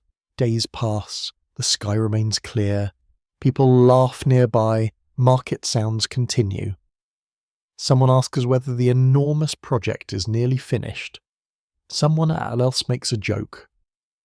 The survivor hears ordinary life pressing against the warning like a crowd against a closed door. Doubt would come. It has to. Even the faithful live inside bodies. Bodies grow tired. Minds revisit decisions. Perhaps the sign was misunderstood. Perhaps the dream was only a dream. Perhaps the warning belonged to another city, another time, another man. Perhaps everyone else is right and he's building a monument to his own fear. Then the air changes, not dramatically at first. A heaviness arrives. Birds move inland. Animals refuse their usual paths. The river thickens in its channel. Clouds gather with the slow authority of something already decided. The survivor looks up, and the waiting ends. The secret becomes weather. You hear the door sealed. That sound is small but final. A wooden panel closes. Pitch grips its edges. Outside remain streets, courtyards, debts, jokes, rivalries, unfinished meals, uncollected accounts, and all the intimate disorder of a city that thought itself ongoing. Inside are people, animals, grain, fear, breath, and the terrible loneliness of being spared. Survival is not simple mercy. That is one of the story's quietest insights. The survivor is saved, but he's also made responsible for the memory. He must carry the knowledge that others did not enter. He must live beyond the collapse of familiar places. He must step into a future where every object has become a relic from a drowned order. The vessel lifts. At first it shudders. Then it loosens from the ground, and the world beneath it changes status. A street becomes water, a roof becomes surface, a city becomes depth. The survivor cannot command the current, he can only endure it. The warning did not give him control, it gave him preparation. That difference matters. Many ancient warnings do not promise mastery. They offer alignment. Hear, prepare, endure, remember. The survivor's obedience does not stop the flood. It creates a narrow passage through it. This is not triumph in the loud sense. It is continuity, fragile and damp, floating above everything lost. Inside the vessel, the sounds are clo. Animals shift and breathe. Wood groans. Rain strikes overhead. Someone whispers a prayer. Someone else is silent because words have become too heavy. The air is warm, crowded, and thick with fear. Darkness presses against the walls, while outside, water erases boundaries that once seemed permanent. The survivor waits again. This second waiting is different. There is no longer any doubt that the warning was real. There is only the larger uncertainty of what remains. He does not know where the current carries him. He does not know whether fields will return with Kukari, or cities will rise, or the gods will speak kindly. He only knows that the old world has passed beneath him. A human being becomes a bridge. 1 foot in the age that vanished. 1 foot not yet placed in the age to come. That is why he matters. Not because he escapes fear, but because he bears it without letting memory drown. He becomes the keeper of the secret, the witness who proves that warning can be heard, though not always understood by the many. The rain continues. The vessel rocks. The darkness breathes around him. And deep within that rocking silence, the troubling message begins to change. It is no longer only about destruction. It is about what must be carried when destruction has already begun. You arrive at the strange hour when the waters begin to withdraw, and the world does not look rescued, only revealed. The first sign is not a voice from heaven. It is a change in sound. The rain lessens. The roof no longer trembles beneath constant impact. Droplets still fall, but with spaces between them, each one distinct. The vessel creaks in softer rhythm.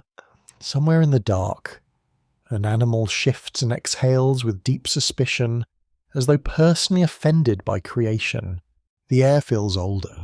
Inside the vessel, everyone listens. No one trusts quiet at first.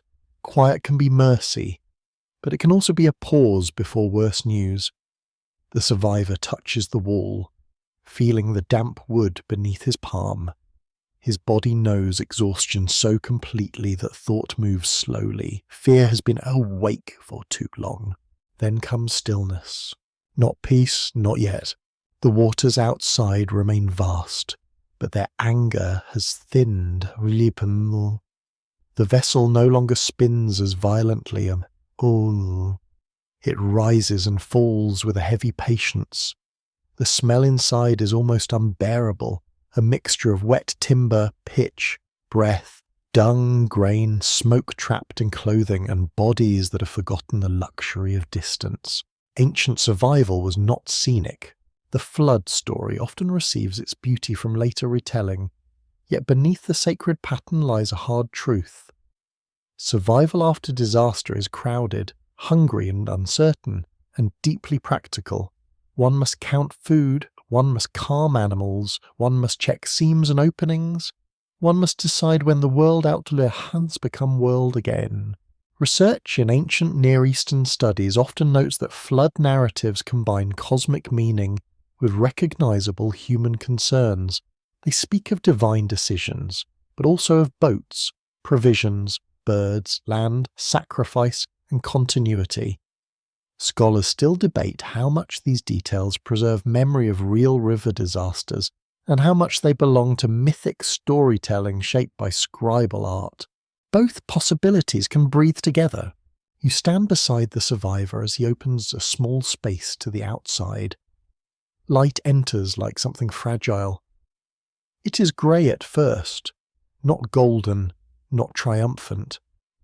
Mist lies over water. The horizon is difficult to find. The sky and earth seem to have misplaced their agreement. The world smells of mud. Not ordinary mud from a canal bank or field path, but deep mud. Disturbed mud. Mud that has swallowed walls, floors, hearths, and names. The scent rises thickly into the opening. It is wet clay, uprooted plants, decay, river silt, and silence. The survivor inhales. And perhaps he understands that breathing this air means accepting what has happened. A bird is released. The gesture is simple, yet filled with tension. A small body lifts into the damp sky, carrying human hope on wings that have no interest in symbolism. It circles, vanishes, returns, or does not return, depending on the tradition being remembered. Birds in these stories are not decoration. They become instruments of knowledge when human eyes cannot yet reach the land. That is wonderfully humble. After all the decrees of gods and the terror of waters, a human future depends on a bird checking the neighbourhood. A quirky detail preserved in various flood traditions is the use of different birds to test whether land has appeared. Later readers have often treated these birds as symbols of peace, judgment, or renewal. Careful historians usually view the detail as part of ancient narrative craft, but it also feels like practical wisdom from people who knew landscapes, animals, and the importance of small signs. A feather can become a message. The survivor waits again. Waiting has become his second occupation. The vessel holds him between two worlds, and neither world offers explanation. The former city has gone beneath silt and water.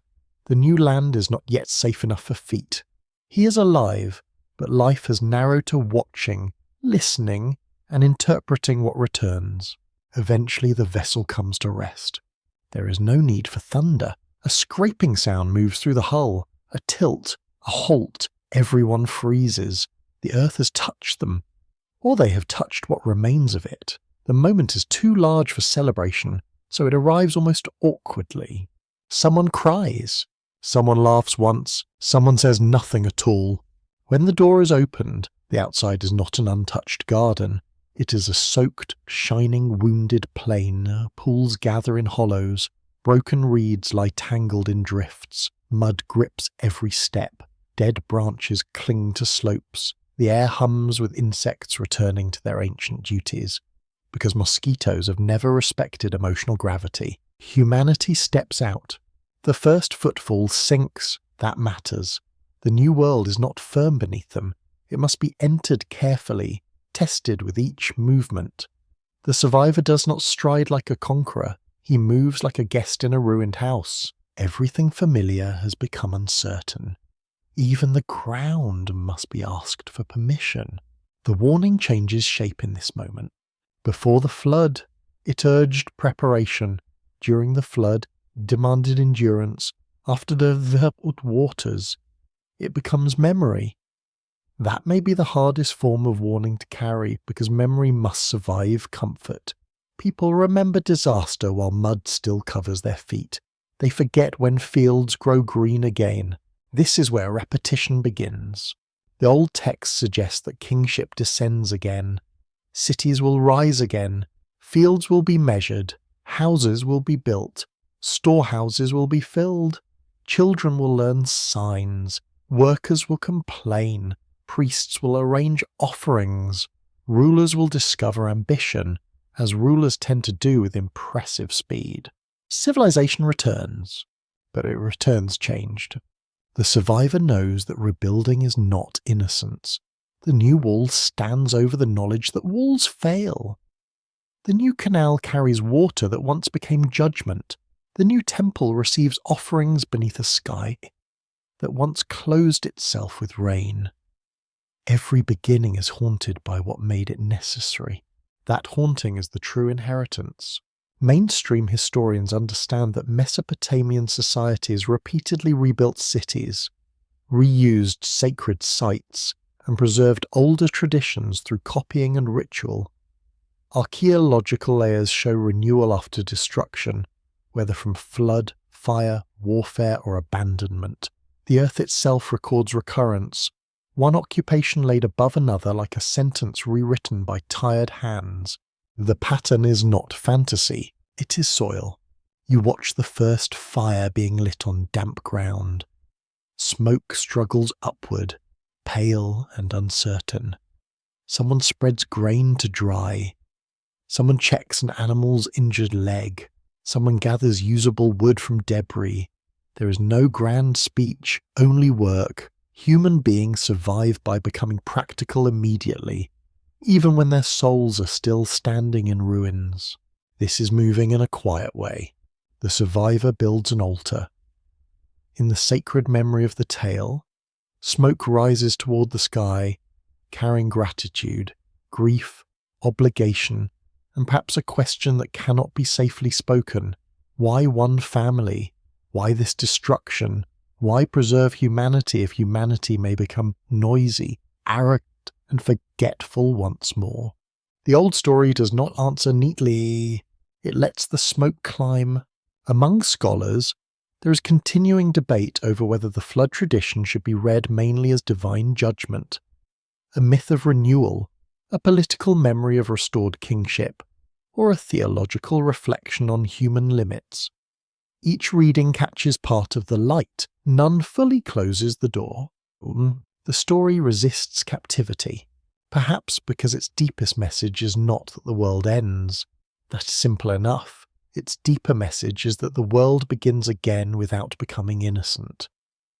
What comes next is not paradise. It is repetition with memory, and eventually repetition without memory. That is more unsettling.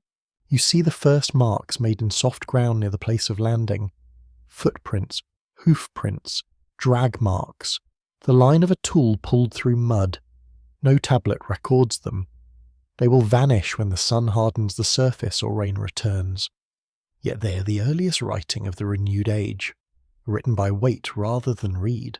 Humans mark the world simply by standing in it. Days pass. Water drains into channels and birds return in greater numbers. Grass pushes through mud. The smell of rot gives way to green growth and hot silt. People begin to speak more freely. A child laughs near a pool. Someone repairs a jar, someone makes a joke about never wanting to see another boat, which is fair. Life is stubborn. The survivor watches this with divided eyes. He wants the warmth of ordinary things, bread baking, voices near a fire, the rhythm of tasks, the small dignity of not being terrified every moment. Yet he also knows how easily ordinary things become a veil. Comfort is kind, but it makes poor archivists of us. The new age needs memory keepers. It needs stories told at night, lists copied in schools, rituals repeated until children roll their eyes, elders correcting details with unnecessary intensity, and scribes pressing old warnings into new clay.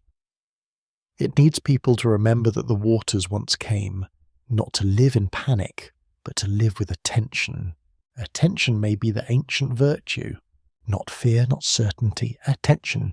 The hidden pattern becomes visible through the act of rebuilding. Destruction does not end human purpose. It tests what human purpose means. Were people made only to serve, or also to witness? Were they shaped merely to maintain order, or to carry memory when order breaks? The flood survivor does not settle the question. He embodies it. He is alive because he listened. He remains human because he remembers. The land dries beneath the sun. Cracks form in the mud. Reeds lift new green blades. Smoke from the altar thins into morning air. The sky is open again, almost innocent in its brightness, though you know better than to trust innocence too quickly. Somewhere, a new city is already beginning as an idea. A wall in the mind, a canal line imagined across the plain, a storehouse waiting to be filled, a temple platform waiting to rise. People will gather, organize, build, count, pray, argue, and name the world again. They will call the beginning. The warning calls it return, and beneath the clean light of the new morning, repetition takes its first quiet step across the drying earth.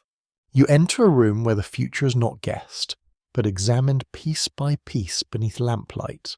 The walls are thick, and the night outside is windless. A bowl of oil trembles near the floor, catching the lamp glow in its dark surface. On a low table rests a smooth clay tablet, still damp enough to receive signs. Beside it lies another object, wrapped in cloth, handled with the solemn care reserved for dangerous knowledge. The diviner waits. He is not a wild-eyed prophet shouting in a street. He is trained, disciplined, and perhaps a little too aware of his own importance. His hair is bound neatly, his hands have been washed, his tools are arranged. He belongs to a learned profession that believes the world speaks through patterns, and that those patterns must be read before they become events. That belief changes everything. In the Mesopotamian world, omen reading was a serious scholarly practice. Records confirm that trained experts studied the liver of sacrificed animals, movements of planets, eclipses, storms, dreams, unusual births, and countless other signs. Universities such as Chicago, Yale, and Oxford have long examined these omen collections as part of ancient science, religion, and statecraft. The future had paperwork too. You hear the cloth being folded back. A sheep's liver is revealed, glistening under the lamp, its surface treated as a map of forces. To modern eyes, the scene may feel strange, even uncomfortable. Yet the ancient logic is precise. The liver has parts, marks, shapes, and irregularities. Each feature can be compared with learned tradition. A small mark becomes a message. The diviner leans closer. He does not invent freely, at least not in theory. He consults memory, training, and tablets where earlier cases have been arranged into formulas. If the mark appears here, then the king may face danger. If the shape bends there, then an enemy may rise. If the surface is smooth in a certain place, then the road ahead may be open. It is unsettlingly organized. Outside, the city sleeps under a wide sky. The temple roofs hold the coolness of night. A dog moves through an alley. Somewhere, A guard coughs and shifts his weight. The ordinary world continues, unaware that a piece of flesh on a table is being asked whether kings will live, cities will stand, or armies should march. Ancient politics could be intimate. The king needs certainty, or at least something wearing certainty's formal clothing, before campaigns, building projects, appointments, and rituals. Learned experts may be asked to read signs. Their reports could comfort, warn, delay, or strengthen decisions. This was not foolishness inside that world. It was a technology of decision-making, built from tradition, observation, authority, and fear. Fear is an excellent archivist. Omen series from Mesopotamia became enormous. They organised celestial signs, earthly disturbances, animal behaviour, and bodily anomalies into long chains of possible meaning. Scholars still debate how these practices should be classified. Some call them divination, some emphasise early scientific observation. Others speak of scholarly systems that did not divide religion and knowledge as modern minds often do. The debate remains useful. It prevents easy laughter. It also prevents easy admiration. The diviner is neither a modern scientist in disguise nor a simple superstitious caricature. He is something older and harder to place. He is a reader of correspondences in a world where gods, nature, kings, and cities are woven together. Cities, you step outside with him before dawn. The air smells of cold dust, ash, and distant water. Above the roofs, the stars are clear. The moon has thinned to a pale curve. The diviner lifts his gaze toward the heavens, and the sky becomes another tablet. Its signs are not pressed into clay, but scattered in light. They move slowly, with a patience that makes human affairs look restless. The planets wander, stars rise, constellations return. To ancient Mesopotamian scholars, celestial events were not decorative. They could announce danger to king or country, changes in weather, famine, victory, or unrest. Over centuries, observation became astonishingly systematic. Later Babylonian astronomy developed sophisticated methods of recording and predicting celestial phenomena, grounded in a long tradition of watching the sky. The stars were beautiful. Yes, they were also busy. An eclipse could trouble a palace. A strange halo around the moon could summon experts. The appearance of a planet in a certain position could be weighed against older records. The heavens formed a public text written too high to erase. Everyone could see it, but not everyone could read it. That distinction preserves power. You imagine the diviner standing in a courtyard with assistants nearby.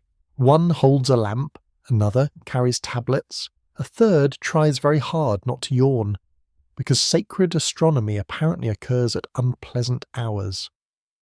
The old scholar watches a faint reddish star near the horizon and murmurs a comparison from memory. The city depends on such murmurs. A quirky tidbit appears in the omen tradition's vast appetite for meaning. Texts could interpret a malformed lamb, a cracked wall, a dream of falling teeth, strange oil patterns in water, or a serpent crossing a path. One could almost pity the universe, burdened with sending so many memos through livestock, weather, and household accidents. Still, the impulse is deeply human. People do not fear only disaster. They fear not being warned. A flood without signs is terror. A plague without signs is chaos. A defeated army without signs is humiliation with no explanation. Omen reading gives calamity a prologue. It tells people that the world did not simply break in silence. Perhaps that is why warnings matter so much. They make suffering part of a sequence. First sign, then interpretation, then action, then outcome. If the outcome is avoided, the system is praised. If disaster comes anyway. Someone asks whether the sign was misread, ignored, or stronger than any remedy. This can be cruel. It can also be stabilizing. The human mind searches for the missing line. In a palace chamber, A messenger kneels with a report from the border. Another tablet arrives from a temple observer. A third is carried from a diviner who has examined a liver. The king listens while officials weigh evidence in forms that belong to their age. Military intelligence, sacred warning, rumour, dream, and omen become part of one decision. You can almost hear the tension. A ruler may want war. The omens may advise delay. A priest may urge purification. A general may roll his eyes internally, which remains one of history's most consistent military traditions. The city's fate can rest on which voice the king chooses to honour. The warning is no longer only cosmic. It is procedural. Read correctly. Decide carefully. Respond before the sign hardens into event. That is the principle running through liver, sky, dream, and storm. A city survives by attention, not merely by strength. A king who refuses interpretation is not bold, he is deaf. In the ancient record, omens often came with ritual responses. If danger was seen, experts might prescribe offerings, prayers, substitute rites, purification, or delay. The goal was not passive prediction, it was managed response. A bad sign did not always mean surrender to doom, it might mean action could still be taken. The warning leaves a narrow door. You stand now in the open plain just outside the city. Dawn is near, but not yet visible. Ground is cool beneath your feet. Reeds stir along a canal. A bird calls once from the darkness. The diviner pours oil into water, watching the shapes spread across the surface. Rings widen, join, break apart, and drift. For him, the pattern speaks. For you, it may only shimmer. Both experiences matter. The ancient warning grows richer when placed beside this world of signs. It does not arrive in isolation. It belongs to a culture trained to believe that the future leaves traces before entering the present. A crack, a star, a birth, a dream, storm, a liver's mark.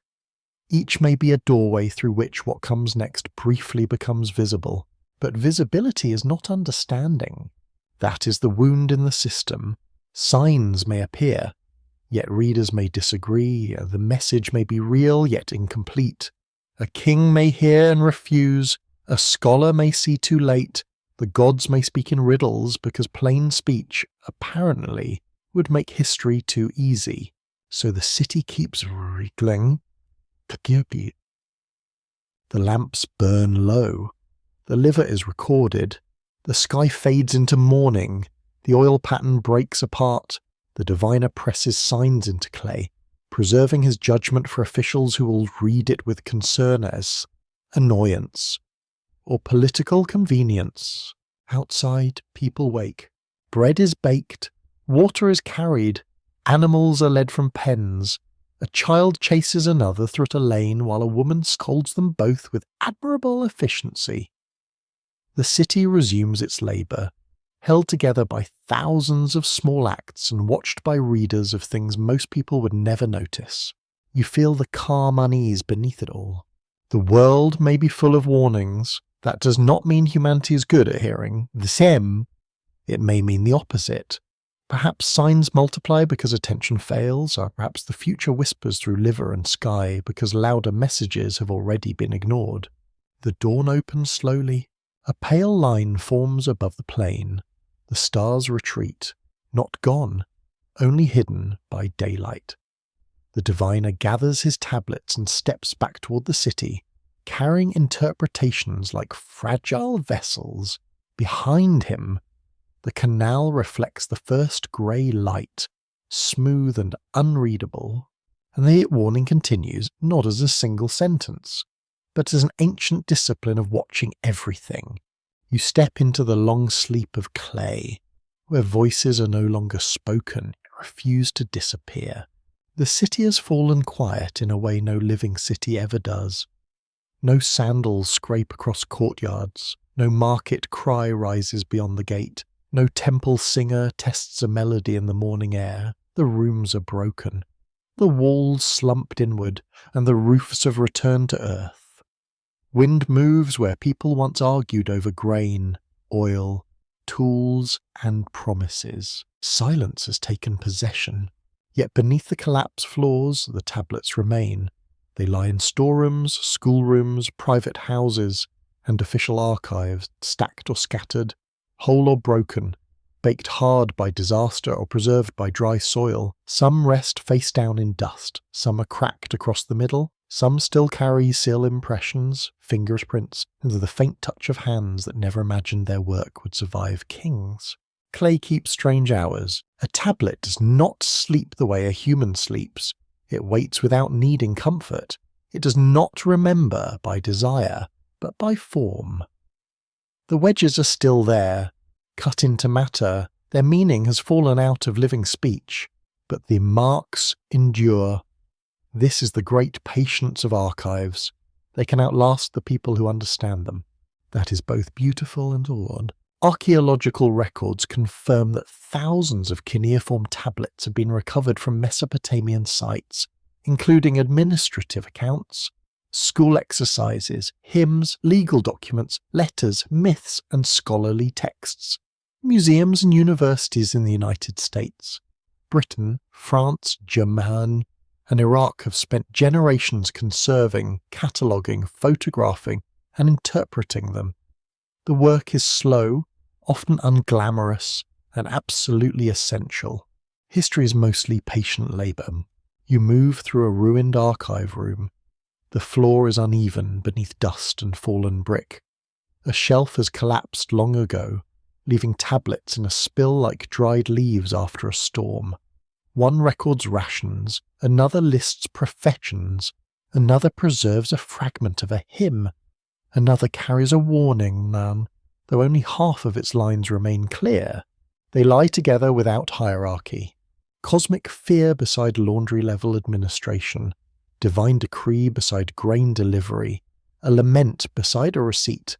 Ancient life did not arrange itself for our convenience, which seems inconsiderate. But honest, people lived all at once. They worshipped, counted, loved, borrowed, feared, filed complaints, and looked at the sky. The archive reflects that fullness. Centuries pass above it. Empires rise with loud confidence, then leave quieter debris. New languages spread across the land. New rulers build over old foundations. Traders cross the plain. Shepherds lead flocks across mounds that hide forgotten walls. Rain cuts channels through old streets. Roots enter rooms. Burrowing animals disturb objects, showing no respect for chronology. The tablets remain. Some are found by chance. A farmer strikes clay with a tool. A child sees a marked fragment near a mound. A traveller hears that strange written bricks have surfaced after rain in more recent centuries. Antiquities collectors, explorers, and archaeologists arrive with different motives. Some scholarly, some imperial, some commercial, some embarrassingly messy by modern standards. The past re-enters the world unevenly, at a dig site. The morning begins before the heat becomes cruel. Workers move carefully over baked earth. Baskets are lifted, soil's brushed away, a trowel slides along a hard edge, and suddenly the shape appears, not stone, not pottery, a tablet, olive brown, and covered with signs. Conversation lowers. Even experienced excavators feel that moment. A tablet is not merely an object, it is a message with a sealed mouth. Someone wrapped a thought in clay and lost it to time. Now a hand lifts it again, and time, rather rudely, has to share. The tablet is placed in shade. A conservator studies its surface. Wetting it carelessly could damage it. Handling it roughly could break an edge. The clay may contain salts that threaten it when exposed to new air. Preservation becomes a delicate negotiation between recovery and harm. The object has survived millennia underground, then becomes vulnerable in the moment it is rescued. That irony is almost too perfect. Researchers trained at institutions such as the University of Pennsylvania and the University of Chicago have helped develop careful methods for documenting cuneiform tablets, including hand copies, photographs, transliterations, catalogue descriptions, and modern digital imaging. A mainstream fact is that many tablets remain unpublished or only partly studied, because the number of objects is vast and the expertise required is demanding. The archive is larger than the readers. This is a humbling thought. The ancient world is not stulest only because it lacks evidence. Sometimes it is telendent because evidence is waiting in drawers, storerooms, museum cabinets, and excavation records, still needing eyes. A tablet may have been found 100 years ago and only recently received serious attention. History is not always discovered once, it is discovered repeatedly. A quirky tidbit belongs here. In some museum collections, tablets once sat with labels so brief they might as well have said, "Small brown thing with wedges." Cataloguing has improved enormously, but early collections could be chaotic. Imagine a warning about cosmic recurrence resting for decades beside tax accounts because someone was overwhelmed by dusty little rectangles. The ancient scribe would not be amused. Or perhaps he would. You enter a museum storage room. Metal cabinets line the walls, soft lights shine over work tables, the air is controlled, cooler than the old floodplain, and faintly scented with cardboard, conservation materials, and stone dust. A curator opens a drawer. Inside, tablets rest in individual supports, each with a number, each reduced to an inventory entry and yet strangely alive. A number is not a name, but it is a beginning. The clay library now sleeps in another way, not underground, but under classification. It waits behind access rules, research appointments, catalogue records, and careful handling procedures. It has been saved from weather, yet removed from the landscape that gave it meaning. The tablet's old city is gone, its new city is the museum. That creates another kind of distance. Scholars debate how best to understand and present artifacts removed from their original contexts, especially when excavation histories involve colonial collecting, looting, or incomplete records. This debate is not a footnote. It shapes what can be known, what should be returned, and how museums speak about ancient objects without pretending the modern path of those objects was always noble. The clay has a biography. Not only ancient, modern. A tablet may have begun in a temple archive, fallen during a fire, slept under soil, been lifted by workers, sold through a market, entered a private collection, crossed an ocean, received a number, sat in a drawer, and finally been read by a scholar who notices that its broken last line resembles a warning preserved elsewhere. The journey itself becomes part of the story. You look at the tablet under angled light. The wedges cast tiny straws. Some signs leap into clarity, others blur at the broken edge. The scholar leans closer.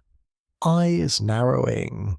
They compare sign forms, grammar, line spacing, and parallels from other tablets. Ancient writing returns not through magic, but through discipline. It's very quiet work. No drumbeat, no golden door, just a person, a tablet, a lamp, and the terrifying possibility that one damaged sign may change the meaning. Does the line say the city will fall, or that the people will forget? Does it speak of a storm, a decree, or a return? The scholar hesitates, because honesty requires hesitation. This is where the warning sleeps most deeply.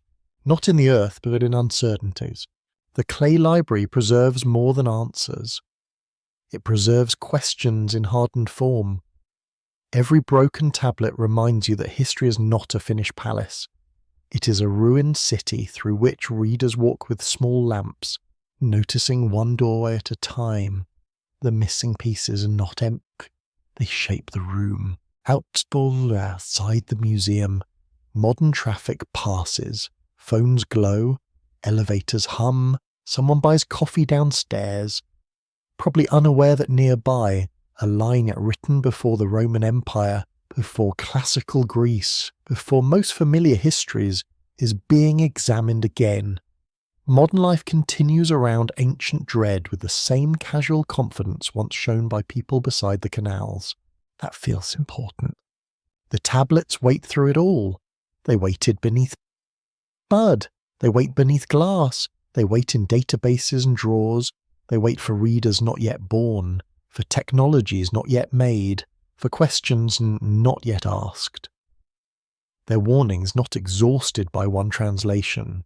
The room grows still. You feel the continuity between buried archive and museum shelf. Both are places of sleep. Both require someone to enter gently. Both hold evidence that human beings once tried to fix meaning against collapse. They pressed signs into clay because speech vanishes, memory weakens, and cities fall asleep under their own ruins. The clay does not explain itself. It only remains, and in its remaining, the library keeps the old warning breathing softly through dust, catalogue numbers, and the patient darkness of drawers. You sit beside the reader of broken lines, where silence is not empty, but crowded with possible voices. The tablet rests under a soft angled light. Its surface is the colour of baked earth after rain has dried and left only memory behind. Some signs are clear, cut sharply enough to seem freshly made. Others are damaged by salt, pressure, and fire, a handling wrong, and at time a corner is gone. A line breaks at the very place where the meaning begins to lean forward. Naturally, that is where history chooses to be mysterious. The scholar does not rush. She turns the tablet slowly, watching shadows gather inside the wedges. A sign may look different when light comes from the side. A damaged mark may reveal a tail, a crossing, or a tiny wedge hidden in the roughness. The whole room seems to hold its breath around this slow act of looking. Reading becomes almost physical. Cuneiform is not an alphabet in the simple modern sense. Signs can carry sounds, words, meanings, and learned conventions shaped over long periods. A single mark may behave differently in different contexts, and Sumerian too is a language isolate, not clearly related to any known language family. This mainstream fact, emphasized by researchers at major universities such as Chicago, Oxford, and Pennsylvania, helps explain why interpretation demands such careful attention. The signs resist laziness.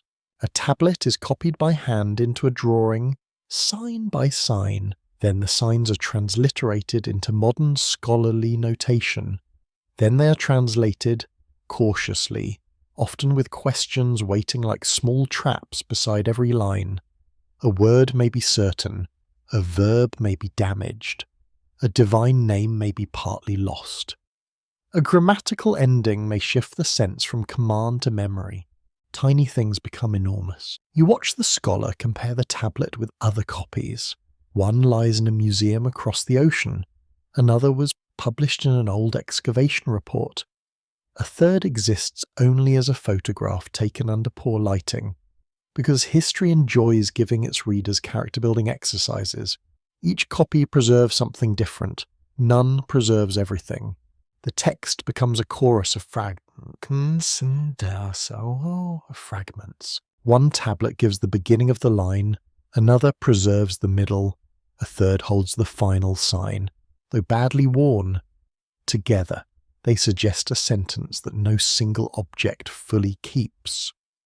Reconstruction is not imagination without discipline. It is the careful placing of surviving pieces into a pattern supported by grammar, parallels, scribal habits, and common formulas. Still, uncertainty remains. Among scholars, an open debate often begins with a modest phrase such as, "The reading is possible, though not secure."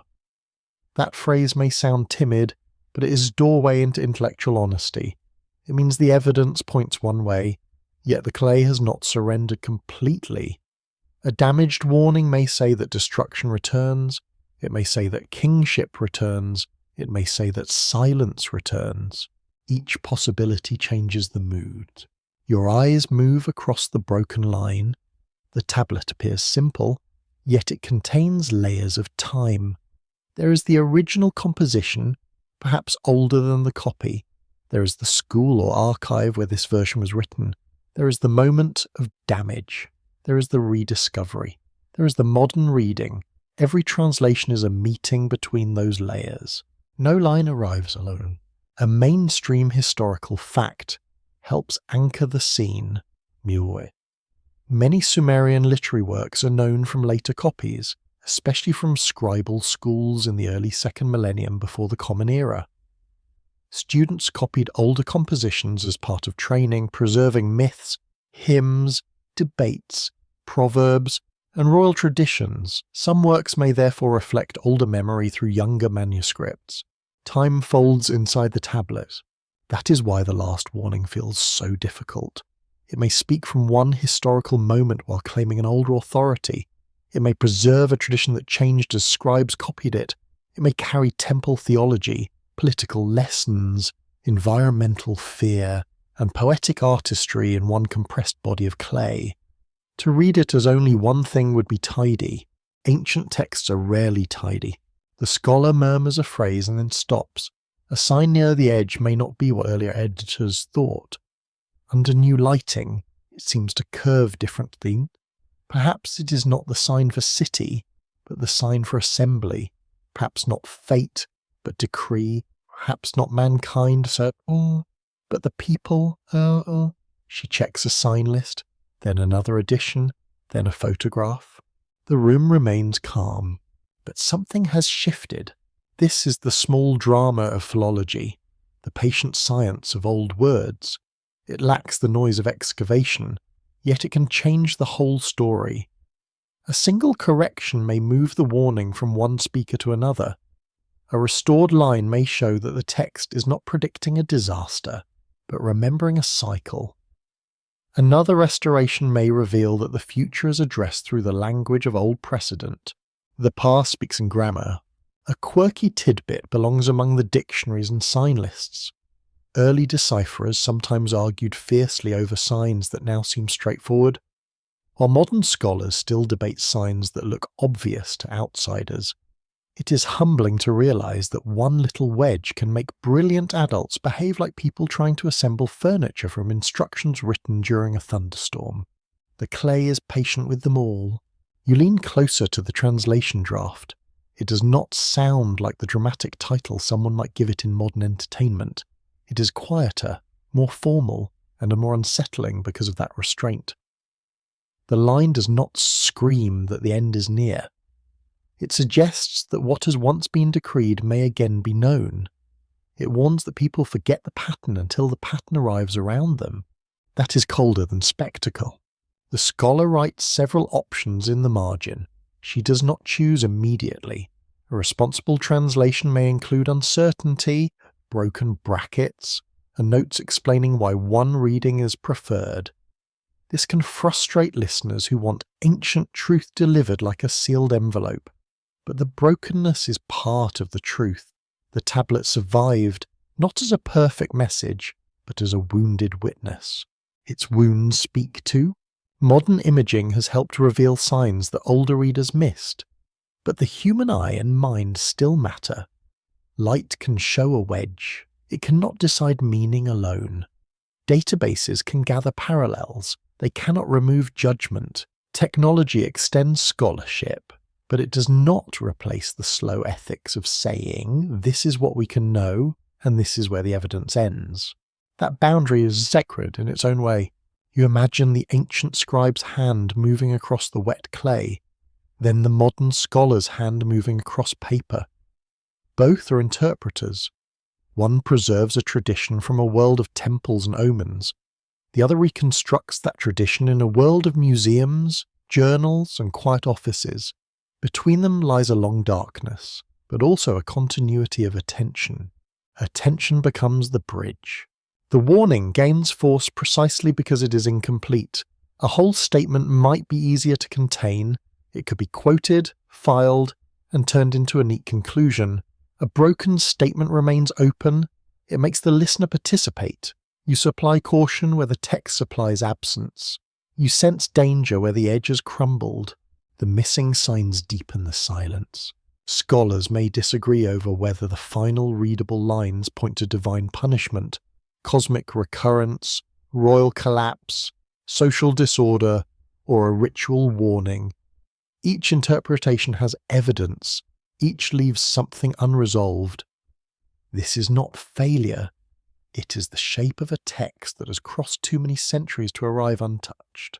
The clay does not belong to certainty alone.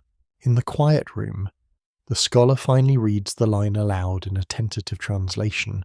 Her voice is measured. She marks the broken places with pauses, allowing absence to remain audible. The words are few, yet the space around them widens. Something has been announced, something has been forgotten, something may come again. The lamp hums faintly, Kay. Outside, modern streets move with their own confidence, bright and restless, unaware that an ancient damaged sentence has just shifted beneath them. The warning has become voice again, but not a complete voice. It is a low murmur from a broken archive, carrying enough meaning to unsettle sleep and enough uncertainty to keep thought awake. You remain beside the table. The tablet rests under light, small, cracked, and stubborn. Around it gather the dictionaries, photographs, hand copies, arguments, doubts, and the patient minds of readers. The past has not returned whole. It has returned as fragments that ask to be handled gently. And in those fragments, the broken lines become voices, not loud enough to command belief, but clear enough to disturb forgetting. You come to the line where the warning turns its face from ancient ruin toward tomorrow. The tablet lies small beneath the lamp, but the space around it seems to widen. The last readable passage is not smooth. It is broken along one edge, darkened in the hollows, and worn where the clay once carried signs with greater certainty. Yet enough remains to disturb the room. The warning does not merely mourn what has passed. It looks ahead. You feel that shift before the words are fully understood. Older lines speak of decisions, cities, waters, decrees, and forgotten order. Then the voice tightens. It no longer feels like a lament alone. It begins to resemble instruction, or perhaps accusation. It suggests that a future people may stand where earlier people stood, surrounded by order, yet unable to recognize its fragility. That future people may be us. Very inconvenient. Ancient Mesopotamian texts often joined memory and warning. A city lament could remember destruction while teaching later rulers what neglect, divine abandonment, or political disaster might mean. A royal inscription could celebrate victory while warning enemies not to repeat foolish choices. A myth could describe a primordial event while explaining the conditions of the present. Scholars at Oxford, Yale, and Chicago have long emphasized that these texts do not fit modern categories neatly. They remember forward. That phrase feels strange, but it belongs here. To remember forward is to hold the past as a pattern that may approach again. The tablet does not need to name our machines, our cities of glass, our restless lights, or our sleepless networks.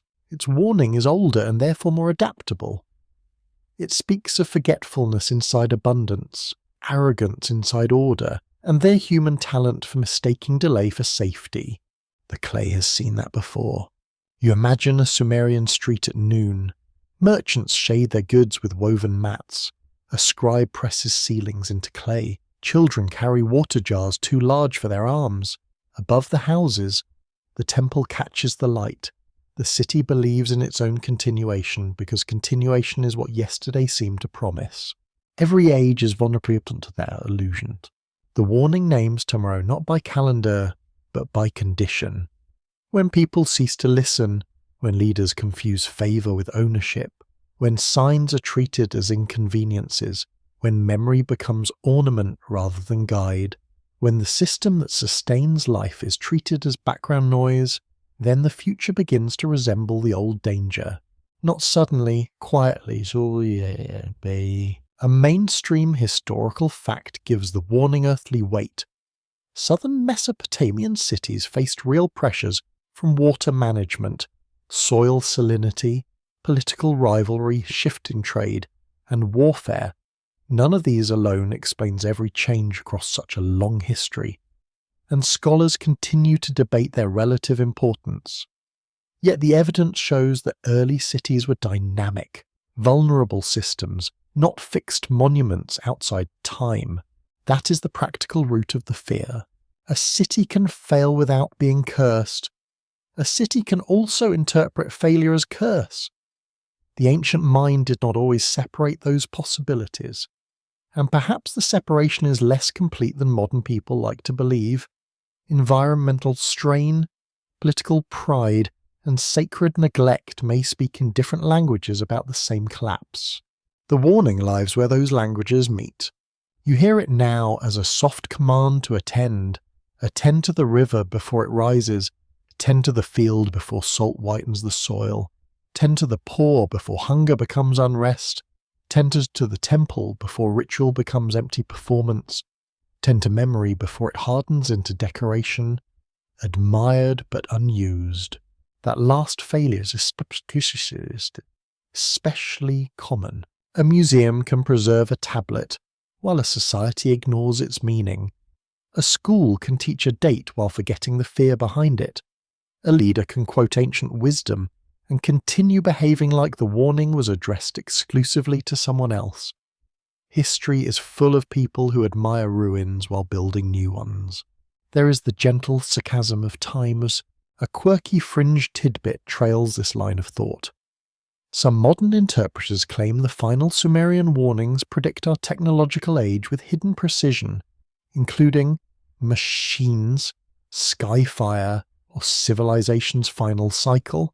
Careful historians do not support such direct claim, because ancient texts must be read in their own language, context, and symbolic world. Yet the hunger behind these claims reveals something still. People sense that old warnings may still fit new fears, not because the tablets mention, because humans repeat themselves. The scholar in the room writes a cautious note beside the translation. The word for what comes next may not mean future in the simple way a modern reader expects. It may imply what follows in sequence, what returns under decree, or what arrives when a condition is fulfilled. The uncertainty is not a weakness. It is where the warning breathes. A fixed prediction can be wrong. A pattern can endure. You step into the imagined future that the tablet opens, not a glittering future with dramatic falling towers, because sleep does not need spectacle. Instead, you see a quiet city at night. Its lamps burn too brightly for the stars to show. Water moves through hidden pipes. Food arrives from distances no citizen can picture. Records exist in silent systems no hand can touch. People trust the arrangement because it works this evening. That is how confidence forms. The Sumerian city trusted canals, storehouses, temple rites, scribal records, and royal authority. Modern cities trust power grids, supply chains, financial systems, hospitals, satellites, climate control, and the thin miracle of daily coordination. The tools differ, but the shape is recognizable. Order is distributed across countless tasks most people never see. Forgetfulness grows in the unseen places. The tablet's warning does not require you to believe that Sumer foresaw every later civilization. It asks something subtler.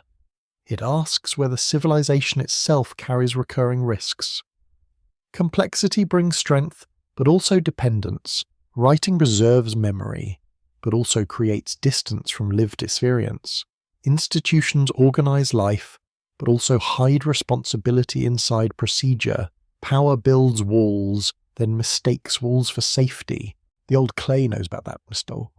An open, scholarly debate phrase belongs gently in this darkness.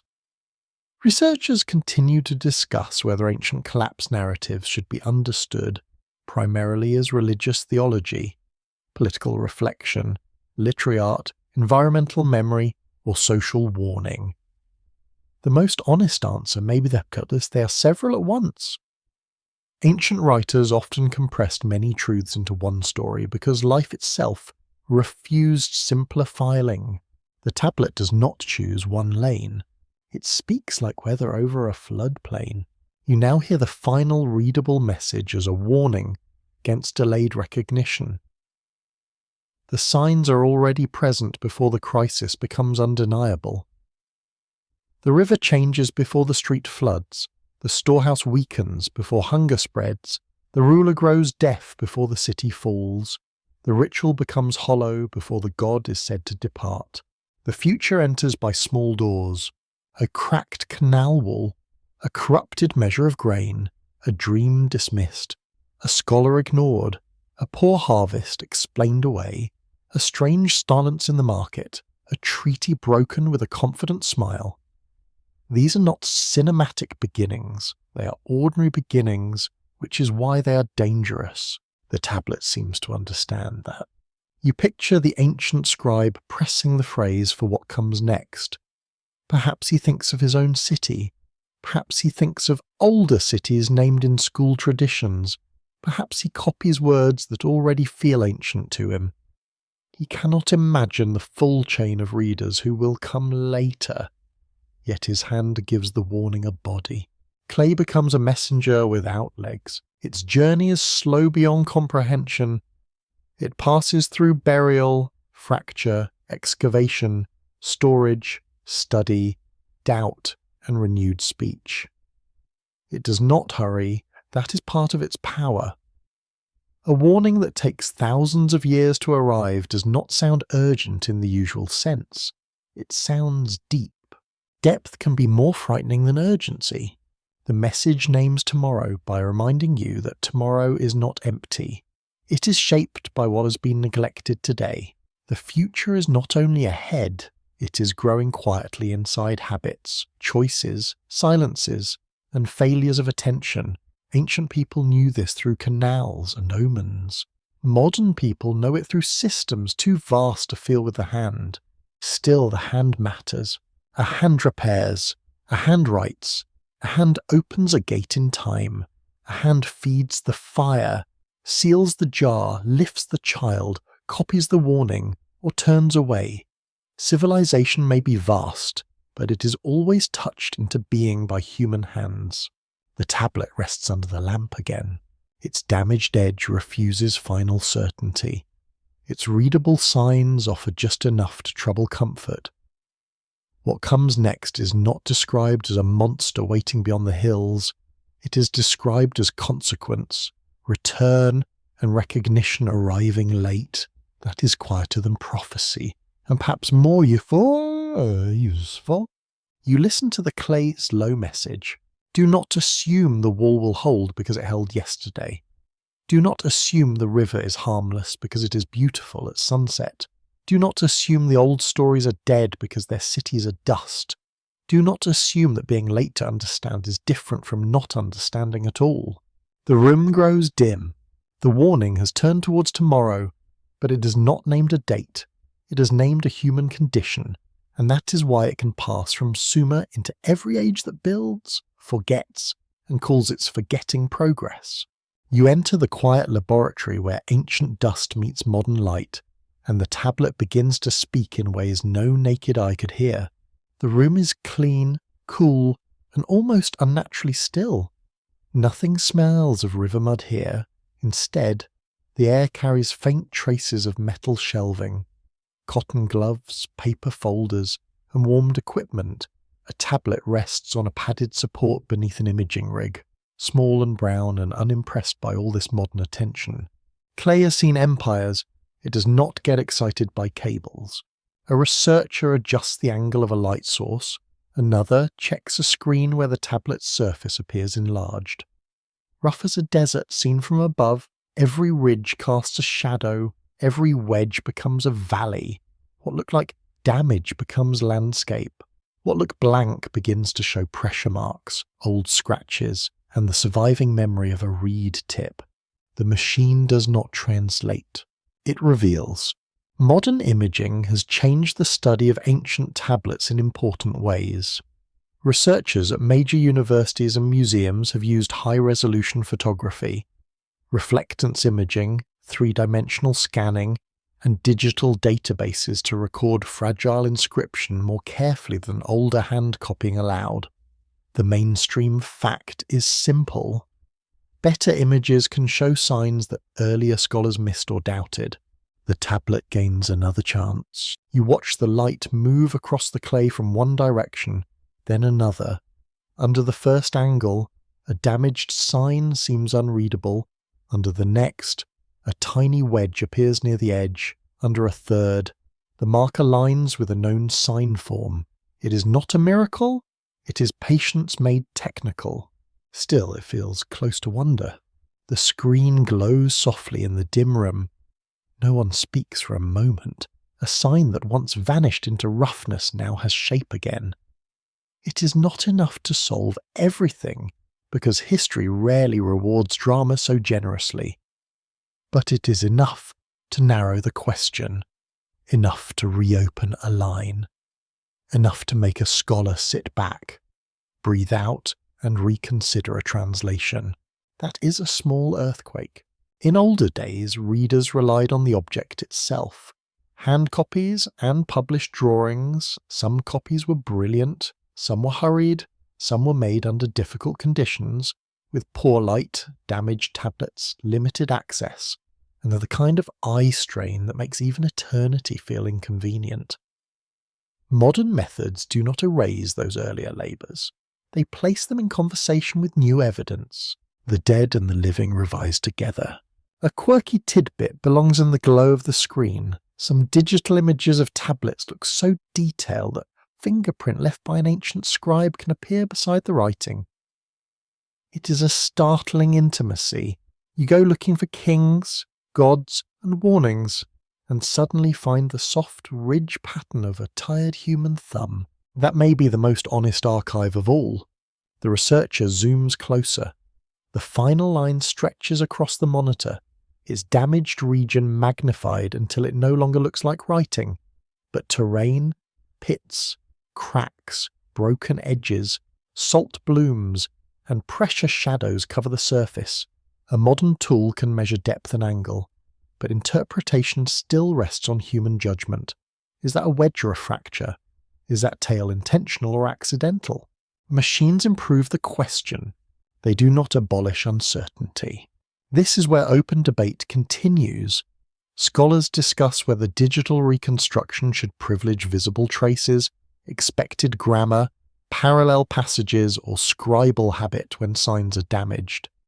Too much caution leaves lines mute. Too much confidence makes the tablet say what the reader expected. The best work moves between humility and courage, which is a difficult path and therefore unpopular with anyone seeking instant revelation. Ancient truth is rarely instant. The tablet is turned carefully, its reverse side is photographed, its edges are examined. The thickness of the clay may reveal how it was held, shaped, dried, or damaged. A broken edge may show whether a missing portion once carried several lines or any one. Even the tablet's size matters, because scribes often arrange texts according to expected format. Form guides meaning. You imagine the ancient scribe's stylus crossing the wet surface. Then you see the modern scanner tracing that motion in light. One hand pressed the signs, another hand now measures their shadows. Between them lie thousands of years. Yet both depend on careful attention to small marks. The continuity is almost tender. Digital archives extend this tenderness across the world. A tablet in London can be compared with one in Philadelphia. A fragment in Istanbul can be studied beside a photograph from Baghdad. A scholar in California can examine signs from a collection in Europe without touching the object. Access is still unequal, and many questions of ownership, preservation, and cultural heritage remain serious. Yet the possibility of comparison has widened enormously. Fragments find cousins. That matters for the warning. One broken passage may become clearer when placed beside a related line elsewhere. A phrase about decree may echo in a hymn, a term for destruction may match a lament, a formula about what follows may appear in a school copy, worn but legible. The last message does not stand alone in darkness. It belongs to a network of surviving words. The machine helps map that network. On the screen, possible readings are marked in different colours. One suggests a warning to the people, another suggests a warning about kingship, a third suggests a ritual instruction for readers after catastrophe. None is accepted without argument. The room remains calm, but the intellectual air is busy. A line of clay has become a meeting place. Outside the laboratory, the modern world moves quickly. Messages cross oceans in less than a breath. Images multiply, alarms compete with entertainment. People scroll past disasters, jokes, recipes, and arguments in one bright stream. It is a strange contrast to the tablet, whose warning has travelled at the speed of burial. Slow knowledge enters fast noise. Perhaps that is why it feels different. The machine is ancient dust, but the dust refuses to become modern in spirit. It does not perform urgency. It does not flash. It does not beg for attention.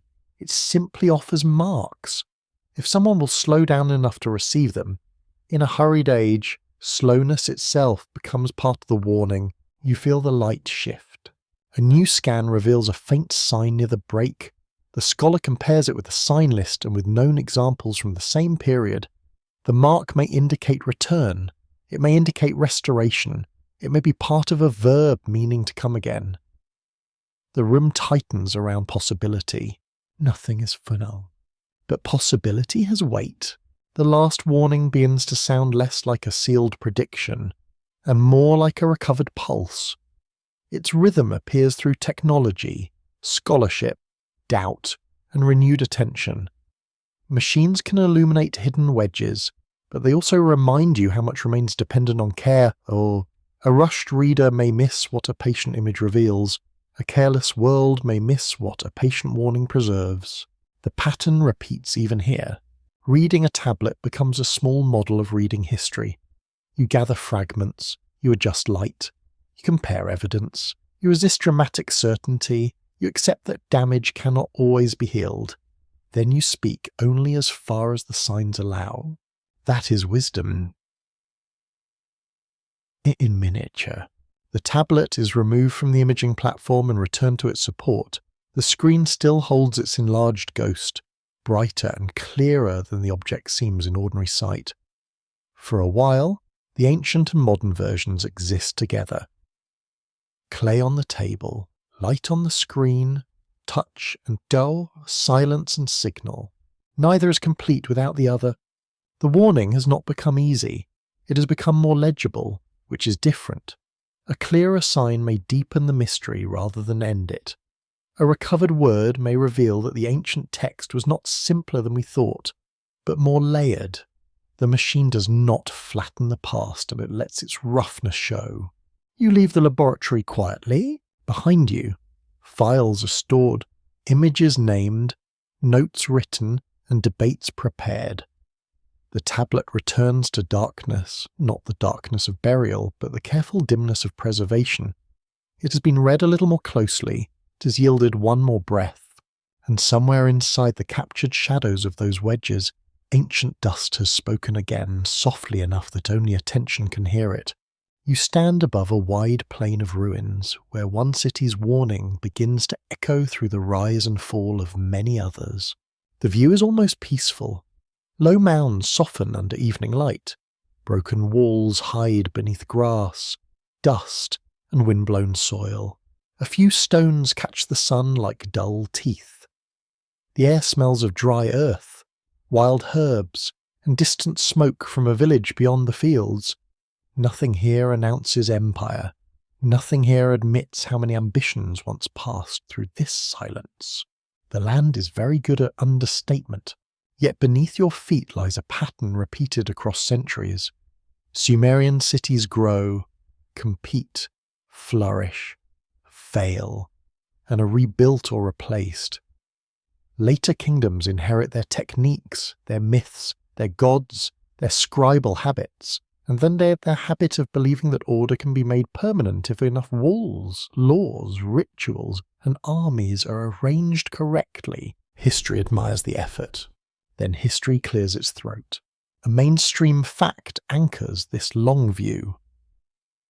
Mesopotamian civilization did not vanish in one simple moment. It changed through many political, linguistic, environmental, and military transformations, from Sumerian city-states to Akkadian rule, later dynasties, Babylonian traditions, Assyrian power, and many more layers of cultural inheritance. Scholars at Yale, Oxford, Chicago, and other major institutions continue studying how these transitions involved both rupture and continuity. Collapse is rarely a trapdoor. It is often a corridor. You walk through the imagined remains of a once loud city. A gate foundation lies half buried. Pottery fragments scatter across the ground. A canal line appears as a shallow depression, visible only because the setting sun reveals what noon hides. The city's body is gone, but its outline still presses against the land. This is how civilizations linger, not only through monuments, but through habits others adopt. Accounting methods, legal formulas, myths retold in new languages, temple plans, royal titles, astronomical observations, literary themes. The old warning passes along these routes, not always in exact words, but in structure: build, forget, strain to ignore, fall or rebuild, explain, then repeat. The Akkadian kings rise into this landscape with a larger political vision. Sargon becomes a name surrounded by memory, conquest, and later legend. His dynasty draws cities into a wider system of rule, trade, tribute, and military power. It is invasive, ambitious, and very human in its confidence that a larger arrangement will solve the problems of smaller arrangements. Sometimes it does.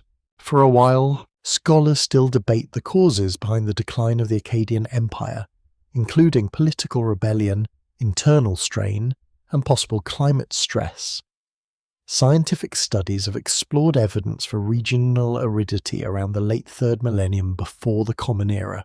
While historians caution against reducing complex social change to weather alone, that caution matters. Drought does not issue royal decrees. People still make choices inside pressure. The warning becomes more subtle. The pattern is not that nature destroys and humans suffer passively. It is that complex systems meet stress, and their hidden weaknesses appear. A king too dependent on distant tribute discovers distance has opinions. A city too dependent on a canal discovers silt has patience. A palace too confident in obedience discovers hunger has a political voice. The earth and society answer together. You move forward through the ages. Babylon rises with its laws, temples, learning, trade, and sacred prestige. Its name becomes almost larger than its streets. Assyria rises farther north, fierce and sophisticated, building palaces filled with carved stone, libraries, royal inscriptions, and the carefully managed terror of imperial power. Each new order reads the past, borrows from it, claims authority and places itself near the centre of the world. Every empire thinks it has improved the formula. That is adorable. It's also tragic. In Assyrian palaces, reliefs show kings hunting lions, receiving tribute, marching against enemies, and standing beneath divine symbols. The message is clear. The ruler is strong. The empire is chosen. The world has been arranged. Yet those same palaces become ruins. Their tablets sleep in broken rooms. Their carved scenes lose colour. Their royal boasts are read by people whose own countries would have seemed impossible to them. Power becomes evidence. This is one of history's quietest jokes. The inscriptions meant to proclaim permanence become sources for studying impermanence. The palace that declared eternal dominion becomes a site report, a museum wing, a footnote, and perhaps a place where school children whisper because the guard looks strict. Stone can be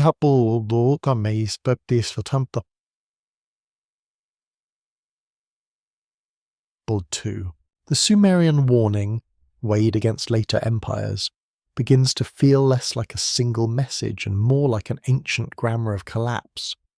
It does not say all cities fail in the same way. They do not. Some fall by conquest, some shrink through economic change, some adapt until their old identity dissolves, some are abandoned when rivers, roads, or rulers move elsewhere, but the pattern of confidence remains familiar. An open scholarly debate continues around how historians should use the word collapse. Some researchers prefer transformation, because populations and traditions often continue beneath political change. Others keep collapse for moments, when institutions, urban life, writing systems, or centralized authority decline sharply. The distinction matters, because people living through these shifts may not experience them as neat categories. For them, it is Tuesday. Then bread is scarce.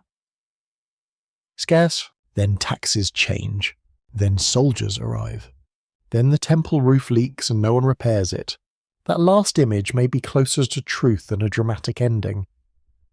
Collapse often enters through maintenance failure. Streets are not cleaned, canals are not dredged, records are not copied, schools lose support, fields are abandoned, skilled workers leave. The city does not explode, it thins. Civilization can fade by subtraction. A quirky fringe tidbit appears in many modern cycles of speculation.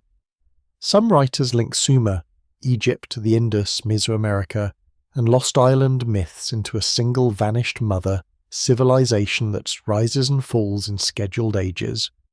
Mainstream archaeology does not support such a universal hidden empire. Yet the appeal of the idea reveals a deep instinct. People recognize that distant civilizations often face repeating vulnerabilities, even without sharing one secret origin. The pattern does not require a master key. Human needs are enough: water, food, authority, belief, trade, memory, status, fear, labor, and weather. These elements appear again and again, wearing different clothes: a city on the Euphrates, a kingdom on the Nile, a palace in Anatolia, a capital in Central America. Each must answer basic questions: who feeds whom, who decides, who remembers, who repairs, who listens when signs turn unfavorable. The questions travel well. You stand in a later library, where a scholar copies an older text from a tablet already ancient to him. His world has different rulers, different spoken languages, and different political anxieties. Yet he copies the old flood, old kings, old decrees, old warnings. He does not preserve them because they are quaint. He preserves them because they remain useful. Ancient memory becomes a tool for later fear. That is the secret life of tradition. Stories survive when they can change without losing their bones. The flood can speak to city dwellers, farmers, kings, priests, exiles, scholars, and listeners in dark rooms thousands of years distant. Each age hears its own danger inside the old waters. This does not make the story less ancient, it makes it more alive. You look again across the plain of ruins. There is no single line from Sumer to every later collapse. No simple chain, no hidden ruler behind the curtain arranging history for dramatic symmetry. The truth is quieter. Human beings keep building fragile orders from the materials available, then mistaking the survival of yesterday for the guarantee of tomorrow. The warning does not mock this.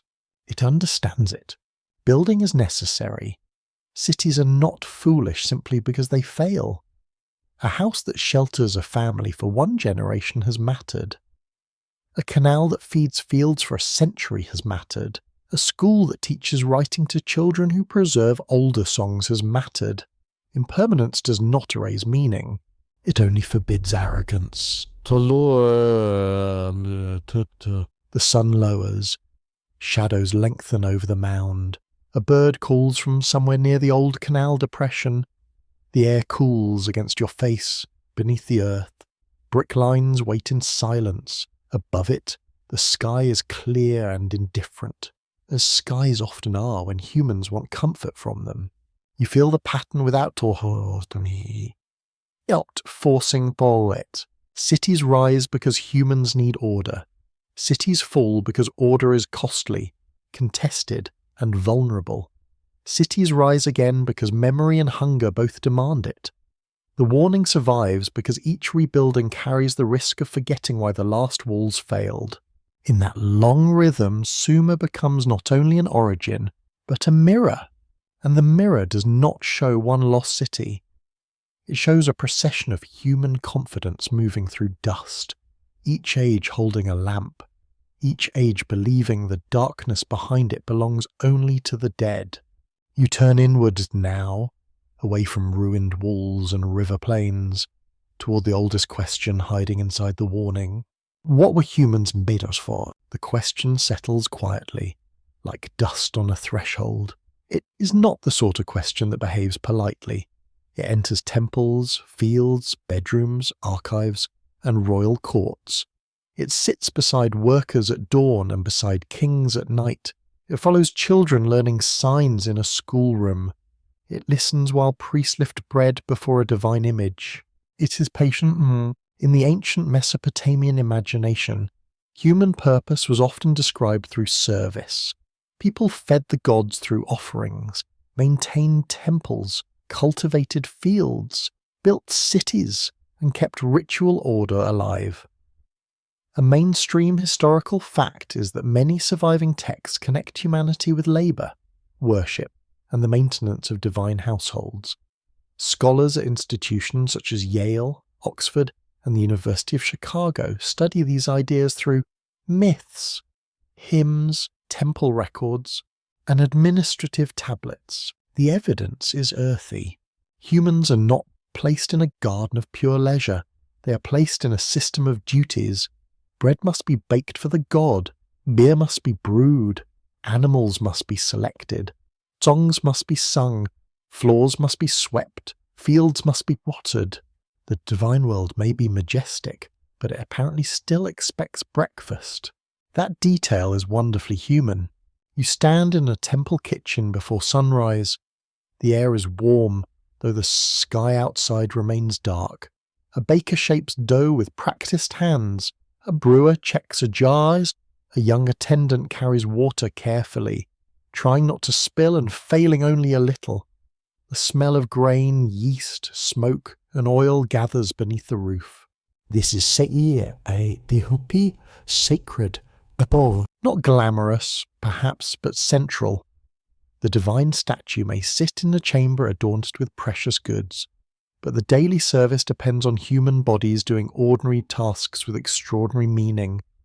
A loaf placed before the god is more than food, it is relationship pressed into form. It says the city remembers, it says the old arrangement still holds, at least today. You walk outward from the temple into the fields. Dawn opens along the canal, pale and slow. Workers gather with tools, basket, and ropes. Their feet sink lightly into damp soil. The water gate is opened. A narrow stream moves into a channel, then divides toward planted strips. The sound is gentle, but the labour behind it is not. A field is an argument against hunger. Every furrow must be defended against dryness, flood, pests, salt, neglect, and poor decisions made by important people at a distance. Humans maintain order not in theories, but with backs, hands, timings, and endurance. If they stop, the city's sacred claims become very thin. The gods may decree, people still dig. This is where the ancient question becomes less flattering and more dignified. To be made for service does not necessarily mean to be worthless. It may mean that human beings are placed where fragile order touches physical need. They stand between water and field, between memory and forgetting, between divine command and daily bread. Small creatures, large responsibilities. Some scholars debate whether Mesopotamian creation traditions primarily justified social hierarchy or expressed a deeper theology of interdependence between humans and gods. One reading emphasizes control, another emphasizes mutual obligation. Another sees poetic reflection on the reality that all structured life requires maintenance. The debate remains open because the texts carry more than one truth at once. Ancient clay is rarely simple. You look at the people moving through the city. A woman teaches a child how to grind grain without wasting effort. A potter lifts a vessel from the wheel, smoothing its lip with wet fingers. A scribe corrects a student's sign, perhaps with the calm cruelty of someone who is corrected the same way. A shepherd counts animals at the edge of a pen. Each person is ordinary. Each person is also part of the world's continuation. That double vision matters. The old stories may speak of humanity collectively, as though humans are a noisy mass or a labour force created for divine relief. Yet lived life is particular. One person worries about a sick parent, another hides a little grain for later. Another makes a joke during work and is told to be quiet. Another hums a hymn because the tune comforts her. Purpose enters through small lives. A quirky fringe tidbit follows the clay creation theme. Some modern writers have imagined the making of humans from clay and divine substance as a dim memory of ancient experiments or engineered origins. Professional historians do not accept that as evidence, since the texts fit the symbolic, ritual, and theological language of their world. Still, the fascination reveals a real unease. People hear that humans were made, and they immediately ask who benefits. That question is not foolish. It is ancient. If humans were created to serve Haydn, then service can be holy or exploitative, depending on who speaks and who labours. A temple may organise offerings for the god, but also organise workers under human authority. A king may claim to protect order, but also demand burdens from those with fewer choices. A myth may explain cosmic purpose while echoing social pressure from the ground. The warning becomes moral here. A society that says humans were made for sacred duty must ask whether those humans are being honoured or used. If workers sustain the city, do they receive care? If scribes preserve memory, are they allowed truth? If priests interpret signs, do they serve wisdom or convenience? If kings claim divine favour, do they protect the vulnerable or simply decorate ambition with sacred language? The old clay does not answer directly. It presses the question deeper. Perhaps humanity's role is not only service, perhaps humans are witnesses. They see the pattern. They suffer when it fails. They remember when it repeats. A god does not need to be told that a city has fallen. A human does. A human walks through the empty street, touches the broken jar and smells the wet ash, and carries the feeling into speech. Witnessing is a burden. It's also a kind of power. You imagine a grandmother telling a child about waters that once rose, kings who once ruled, and a city that trusted its walls too much. The child listens, half afraid and half sleepy. Outside, said the canal glimmers under moonlight. The story enters the child not as information alone, but as rhythm, smell, and warning. This is how memory survives before writing. Then writing arrives, and the role deepens. Humans become preservers of warnings beyond a single lifetime. A scribe can give a dead voice a second body. A student can copy a line older than his city. A scholar can restore a broken phrase. A listener can receive it in the dark, thousands of years away, and feel the ancient question stir again. What were humans made for? Perhaps to work, perhaps to remember, perhaps to maintain the fragile spaces where life can continue. Perhaps to notice when systems meant to protect life begin to consume it. Perhaps to ask, with gentle suspicion, whether every command from above is wisdom or whether some commands are merely power speaking from a taller platform. That suspicion is risky. It is also human. The old myths do not make humans masters of the universe. They place them inside a larger order, sometimes obedient, sometimes troublesome, always necessary. People are made from clay, which means they belong to the earth. They carry divine breath or substance in some traditions, which means they exceed the earth. They are low and luminous at once. Mud that looks upward. That image stays with you. You stand at the edge of the city as night returns. The temple rises behind you. The fields lie dark beyond the canal. Stars appear one by one, distant and cold. In the houses, people sleep after work. Their tools rest near doors. Their tablets dry on shelves. Their children breathe softly in rooms of mud brick and woven reed. No one there feels like an answer, yet each life is part of one. The warning about what comes next depends on human role, because warning is useless without a listener. A tablet cannot repair a canal, a myth cannot feed a child, a sign cannot change a king who refuses to hear it. Humans must receive, interpret, act, fail, try again, and carry memory through the next darkness. Perhaps that's the unfinished purpose, not to control the pattern, not even to escape it completely, to become conscious within it, to serve without becoming empty, to build without becoming arrogant, to remember without becoming frozen in fear. The city settles into darkness. A lamp burns in one doorway, steady and small. Its light touches a threshold, a clay jar, and the hand of someone drawing a reed curtain closed for the night. Humanity remains there, between duty and mystery, made of earth, carrying question and still listening for the reason it was called into being. You come at last to the damage mark that refuses to become obedient. It sits near the lower edge of the tablet, where the clay has suffered most. The break runs close to it, rough and pale against the darker baked surface. Tiny cracks spread outward like dry river channels. One wedge is clear, another may be missing.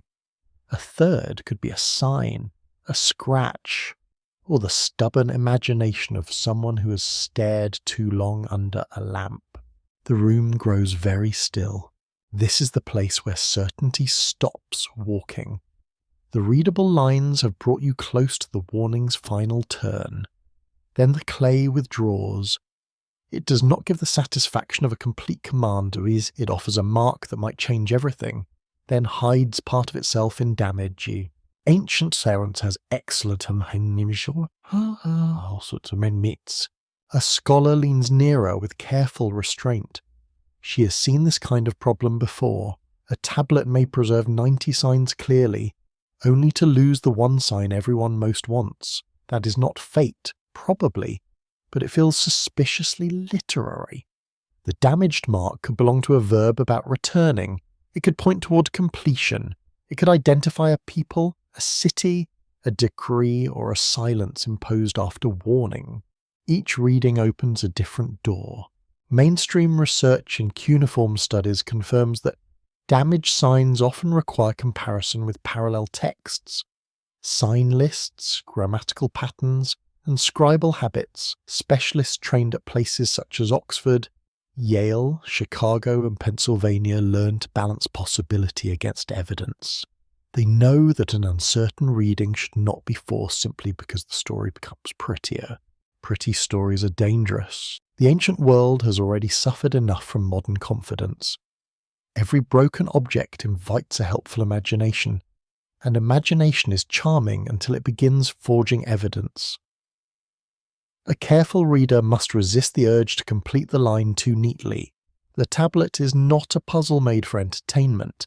It is a witness, and witnesses must not be bullied. So the mark remains. You look at it under angled light. The wedge seems to deepen, then flatten. A shadow appears where no sign was visible before. A ridge near the break suggests pressure from a stylus, but salt damage may have created a similar shape. The surface has been touched by heat, burial, moisture, removal, storage, and many human hands. Even clay has a history of injuries. Outside the study room, rain taps lightly against a modern window. It is ordinary rain, soft and scattered, but in this story no rain sounds entirely innocent. The scholar adjusts the lamp. A faint smell of warm dust rises from the work table. Papers lie round the sublist in careful disorder, filled with notes, copied signs, alternative readings, and small question marks that look almost humble. Question marks are the true ruins of certainty. The open, scholarly debate around such marks can last for years. One article proposes a restoration, another challenges the sign value, a later hand copy revises the angle, a digital scan supports one view, then a fresh comparison complicates it. The result may frustrate anyone hoping for a clean proclamation about what comes next, but scholarship is not a temple oracle. It is slower, and better for being too slow. You imagine the ancient scribe who made the mark. His hand did not know it would become famous in uncertainty. To him, it was probably one movement in a line he understood. The reed tip pressed into wet clay. The sign appeared. The scribe moved onward. He may have been tired. He may have heard voices outside. He may have worried about the tablet drying too fast. The mystery was not mysterious then. That is one of history's gentlest cruelties. What was plain to the living becomes obscure to the dead. A familiar phrase becomes a scholarly battlefield. A routine sign becomes a doorway into speculation. A clay tablet meant to preserve meaning becomes a monument to the ways meaning can still erode. You lean closer. The damaged mark seems almost to breathe, not because it holds magic, but because it holds choices. If the sign means return, the warning speaks of recurrence. If it means end, the warning darkens into closure.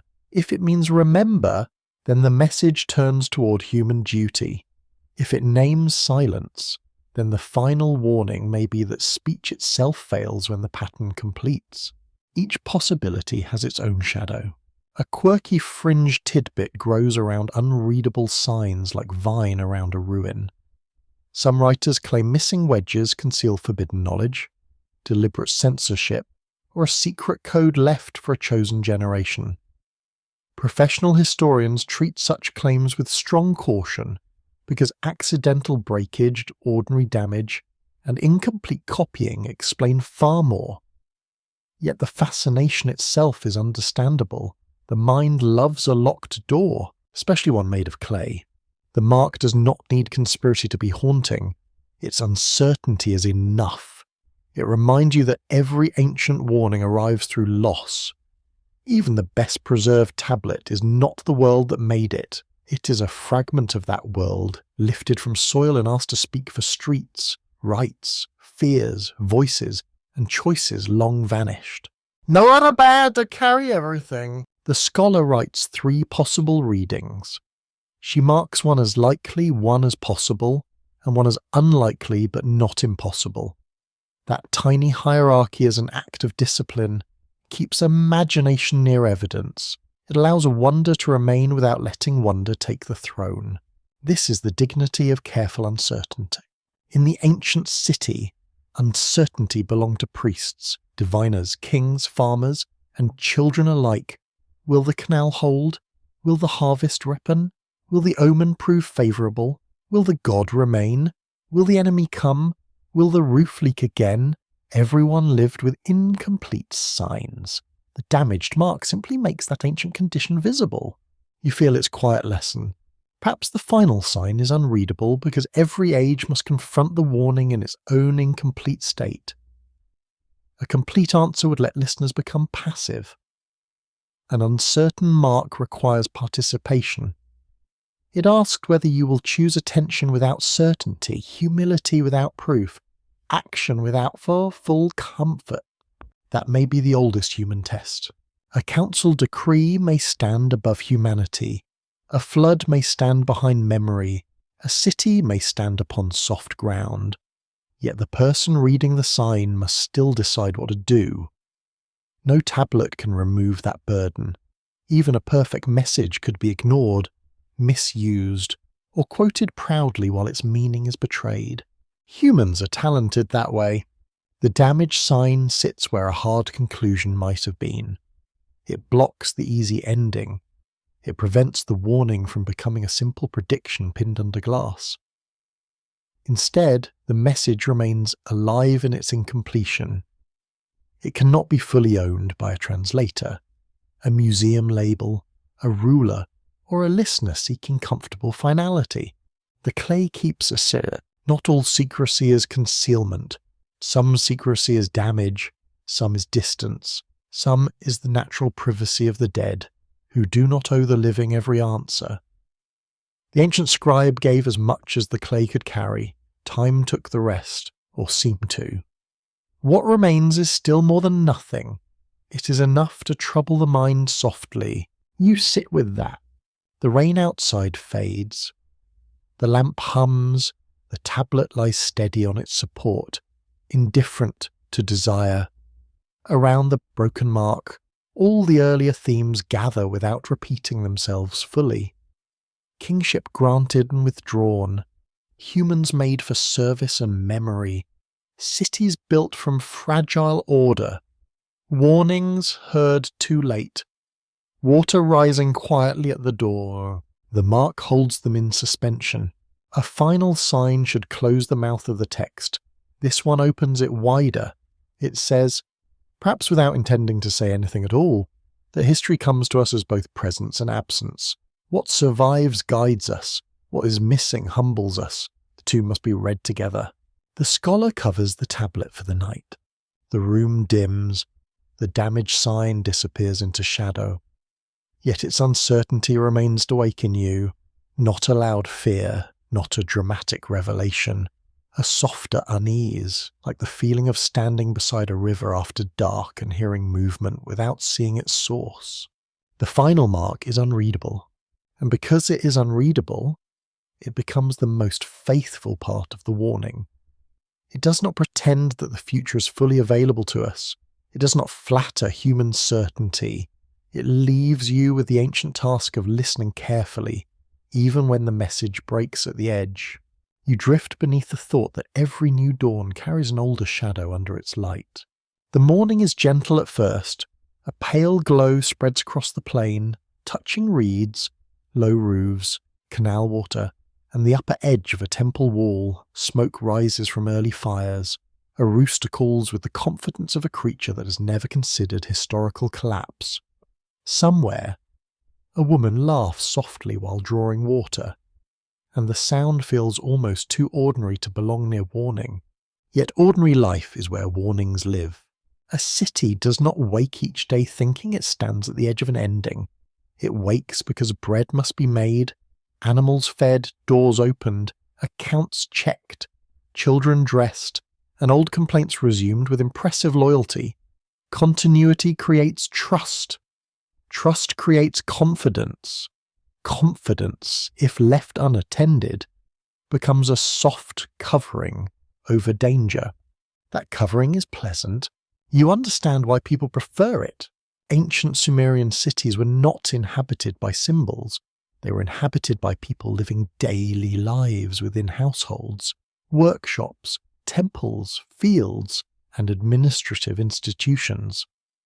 Archaeological research from major universities and museums confirms that household remains, tools, storage jars, ceilings, and tablets reveal a textured society far beyond kings and myths.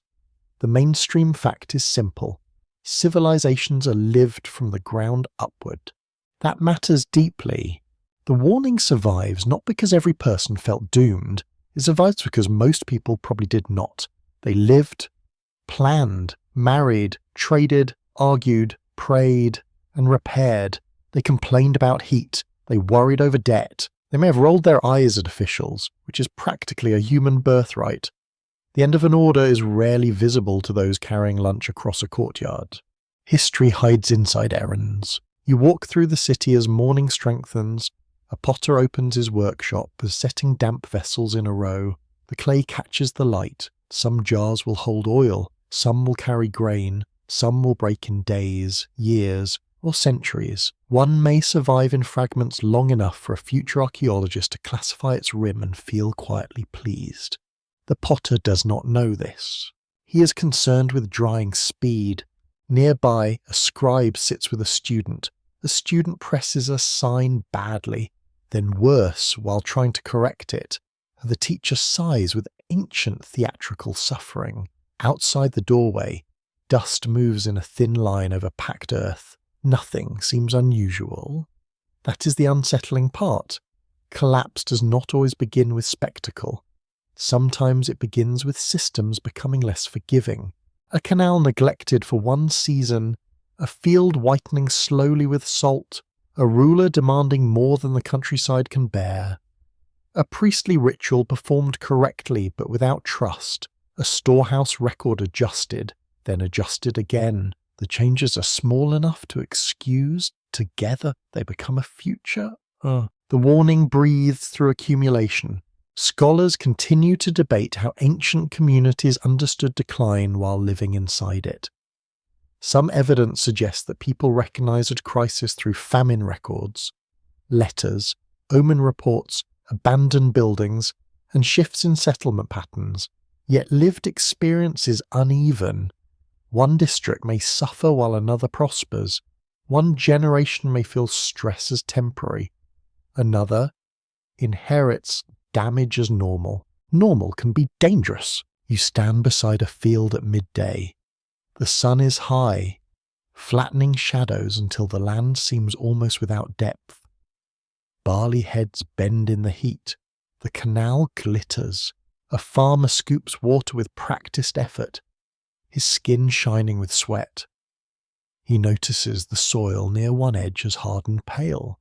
Salt, not enough to destroy everything today, enough to worry him quietly. He tells someone. Perhaps they listen. Perhaps they do not. This is how warnings often behave. They enter first as small discomforts, local facts, technical concerns, private current anxieties. A farmer notices salt, a mason notices cracks, a trader notices fewer caravans, a mother notices the price of grain, a diviner notices an omen. The scribe notices that records no longer match what the storehouse holds. Each sees a fragment.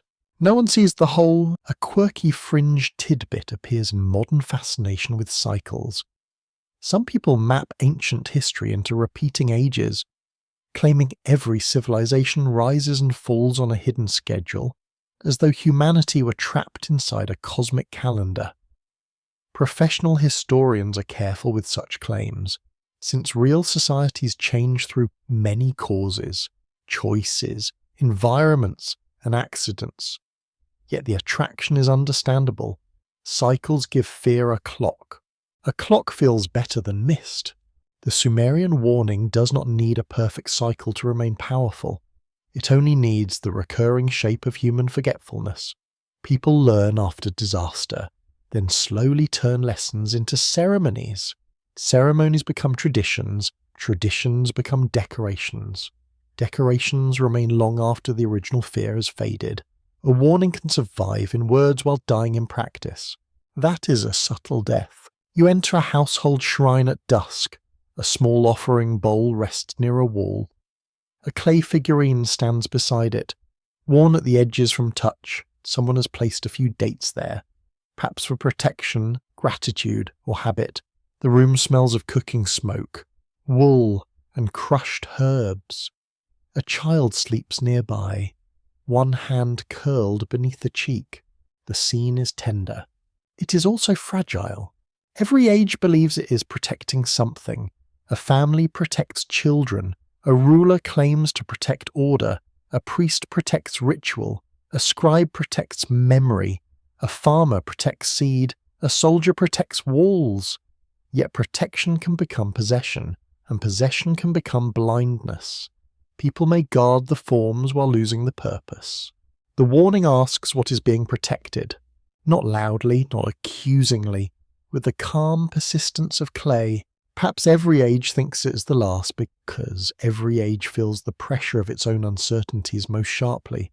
The Sumerians feared flood, famine, divine abandonment, rival cities, and cosmic disorder. Later peoples feared invasion, plague, exile, drought, failed kings, burning palaces, empty granaries, and stars interpreted with trembling care. Modern people fear other forms, but the body knows the old sensation.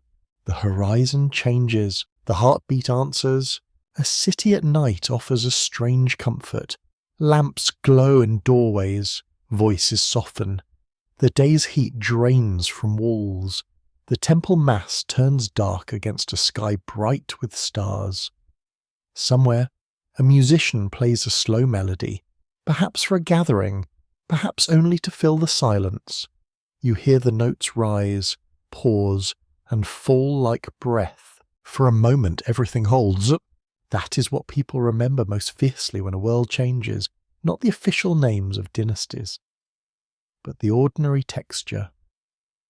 The smell of bread, the scrape of a chair, the sound of water in the jar, the coolness of a threshold under bare feet, the boring safety of expecting tomorrow to resemble today. Warnings threaten that tenderness. They say tomorrow may not keep its promise. This is why humans resist them. Not because humans are foolish only, though they often make a brave attempt. They resist because full attention to fragility is difficult to bear. You cannot cook breakfast every morning while contemplating the collapse of every system that delivers grain, fire, water, and peace. The mind softens the edges so life can continue. Mercy and danger share that toughness.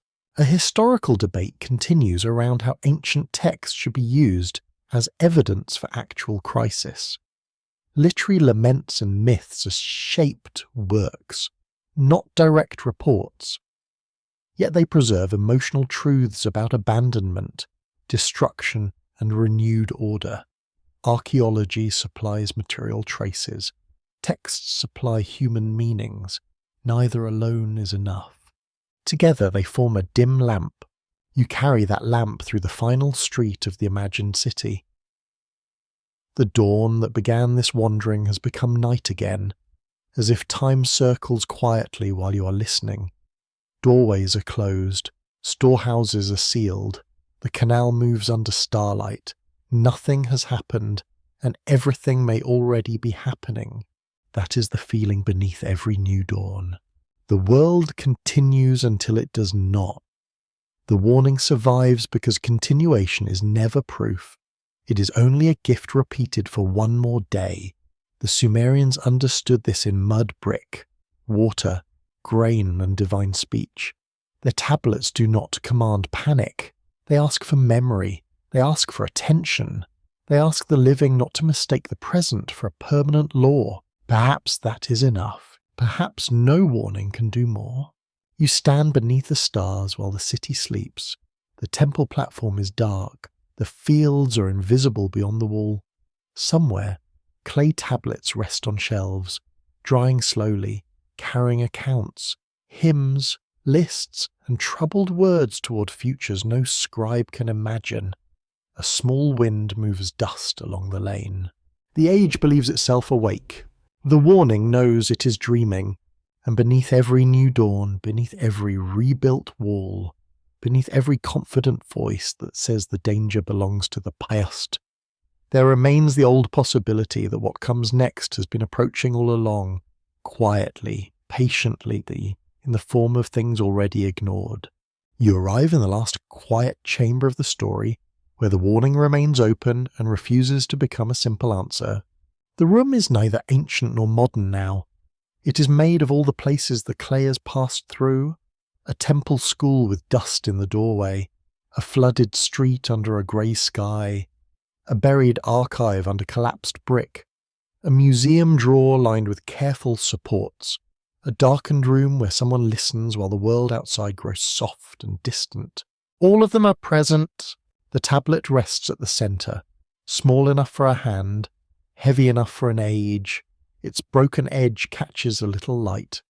Its signs do not glow, they do not tremble, they do not announce themselves with theatrical force, they remain exactly what they are, marks pressed into clay by a human hand that has vanished, carrying a warning that has not vanished with it. That is enough. A mainstream historical fact holds this final scene steady. Sumerian writing, preserved through thousands of clay tablets, gives scholars one of the earliest large bodies of written human thought. Researchers at major museums and universities continue to study these records because they reveal administration, myth, education, law, ritual, economy, and memory together. Ancient Mesopotamia is not only a place of origins, it is a place where human complexity first becomes visible in writing. The clay shows people becoming legible, not complete, never complete. You stand beside that legibility with caution. The warning has led through kings before ordinary memory. Divine councils to weary gods, flooded worlds, survivors, omens, libraries, broken signs, machines of light, and cycles of rising cities. Yet none of these gives the comfort of final certainty. Each opens another passage, each answers one question and leaves another breathing in the dark. That is how old truth often behaves. The last Sumerian warning cannot be reduced to a single prediction about one future event. It is older, slower, and more troubling. It says that civilization is an arrangement, not a guarantee. It says that memory can survive longer than obedience. It says that human beings may be warned and still fail to hear, not because the warning is absent, but because life is loud, or even quiet life is loud. Bread must be baked, children must be calmed, tools must be repaired, grain must be counted, leaders must be endured, neighbours must be tolerated with heroic restraint. The daily world fills the ear so completely that larger patterns can sound distant, almost impolite. A warning has to compete with hunger, fatigue, ambition, love, fear, pride, and ordinary inconvenience. No wonder clay had to wait. The warning also says that humans are not outside the pattern they study. You are not merely looking at Sumer from a safe height. You are looking through Sumer at yourself. At every city that trusts its systems because they function today. At every age that preserves old ruins while producing fresh reasons for caution. The tablet does not accuse with anger. It observes with terrible patience. Patience is more unsettling. A quirky fringed tidbit may whisper at the edge of this final chamber. Some modern seekers imagine the last unreadable Sumerian warning as proof of a hidden calendar, a lost race, or a direct message from beings beyond the earth. Professional historians do not support those claims, because the evidence belongs to ancient language, ritual, political memory, environmental fear, and literary tradition. Yet the longing behind such ideas is understandable. People want the warning to come from somewhere extraordinary. Perhaps they miss what is extraordinary enough. A human hand pressed marks into mud, and those marks outlived the hand, the house, the city, the kingdom, the language, and almost every certainty around them. A fragile object crossed the death of its world and entered ours. It does not need stars or secret machines to be wondrous. It is already impossible in the quiet way real history often is. You feel that wonder without needing to shout. The open scholarly debate remains part of the ending. Researchers may continue asking whether these warnings reflect flood memory, temple theology, royal ideology, scribal instruction, poetic reflection, or a deeper meditation on social fragility. The answer may never be singular. Ancient texts are not locked boxes with one key. They're rooms with several doors, and sometimes the missing wall matters as much as the standing one. The brokenness belongs to the message. Perhaps what comes next is not an event waiting at a fixed point. Perhaps it is the arrival of consequences already being prepared. Perhaps every civilization carries its next world within it, folded inside its habits, repairs, neglects, rituals, jokes, records, and choices. The Sumerians placed that truth among gods and decrees. Modern people place it among systems and risks. The difference is real, but not absolute. The warning crosses the distance. You look once more at the tablet. Its surface is rough and scarred, patient. The wedges form rows like tiny fields. Some have survived with stern clarity. Some are softened almost beyond recognition. The last uncertain sign remains at the edge, guarding the place where a hard conclusion might have rested. It does not give itself away. That may be a mercy. A completed answer might tempt you to close the story, and an unfinished sign lets the story remain watchful. It leaves room for humility, which is not weakness, but the beginning of attention. It allows the listener to drift without being dismissed, to wonder without being trapped, to sleep while some small part of the mind keeps the old clay near. The city outside the chamber fades. Not one city, but many, Eridu by ancient waters, Shurapak under flood memory, with moonlit brick, Babylon under sacred names, Nineveh with libraries and carved stone, unnamed towns where people woke, worked, loved, feared, and vanished without leaving royal inscriptions. Their dust gathers softly, not as an accusation, but as company. You are not alone in uncertainty. Every human age has lived beneath a sky it did not control. Every age has carried signs it only partly understood. Every age is built with confidence upon ground that could shift. The Sumerians gave that condition clay and story, number, omen, and myth. They shaped uncertainty into forms that could be copied, buried, recovered, and heard again. That is not a conclusion. It is an inheritance. You may ask what the last warning finally says. It says, perhaps, that what comes next is never entirely next. It has roots beneath the present. It has echoes in the first cities. It has rehearsals in forgotten disasters. It has teachers in broken tablets and quiet museums. It waits inside the difference between seeing a sign and changing because of it. Perhaps that is the whole difficulty. The light lowers around the tablet. The room becomes gentle.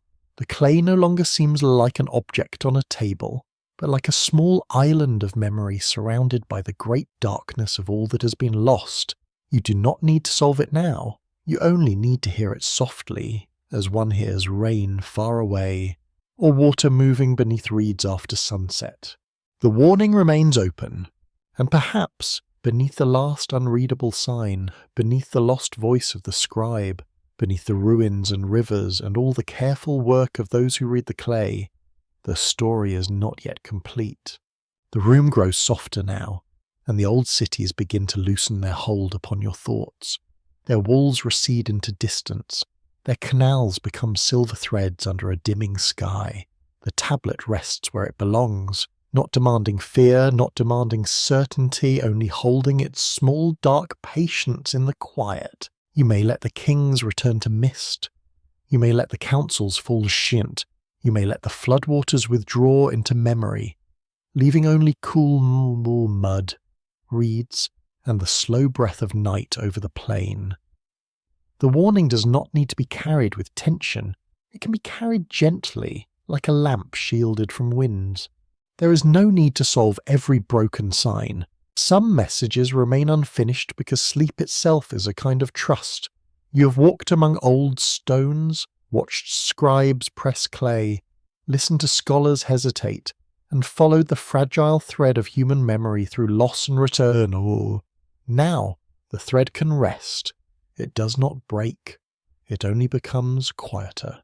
Outside the last imagined city, the stars are appearing, one by one.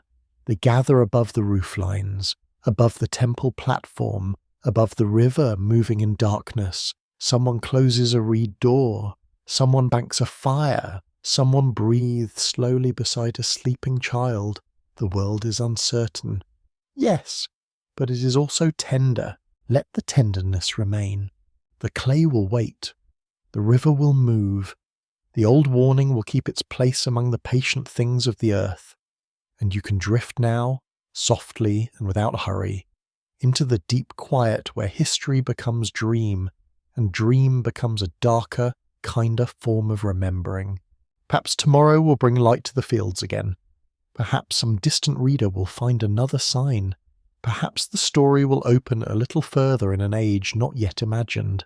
And perhaps for tonight, it is enough to let the ancient silence keep watch. Good night.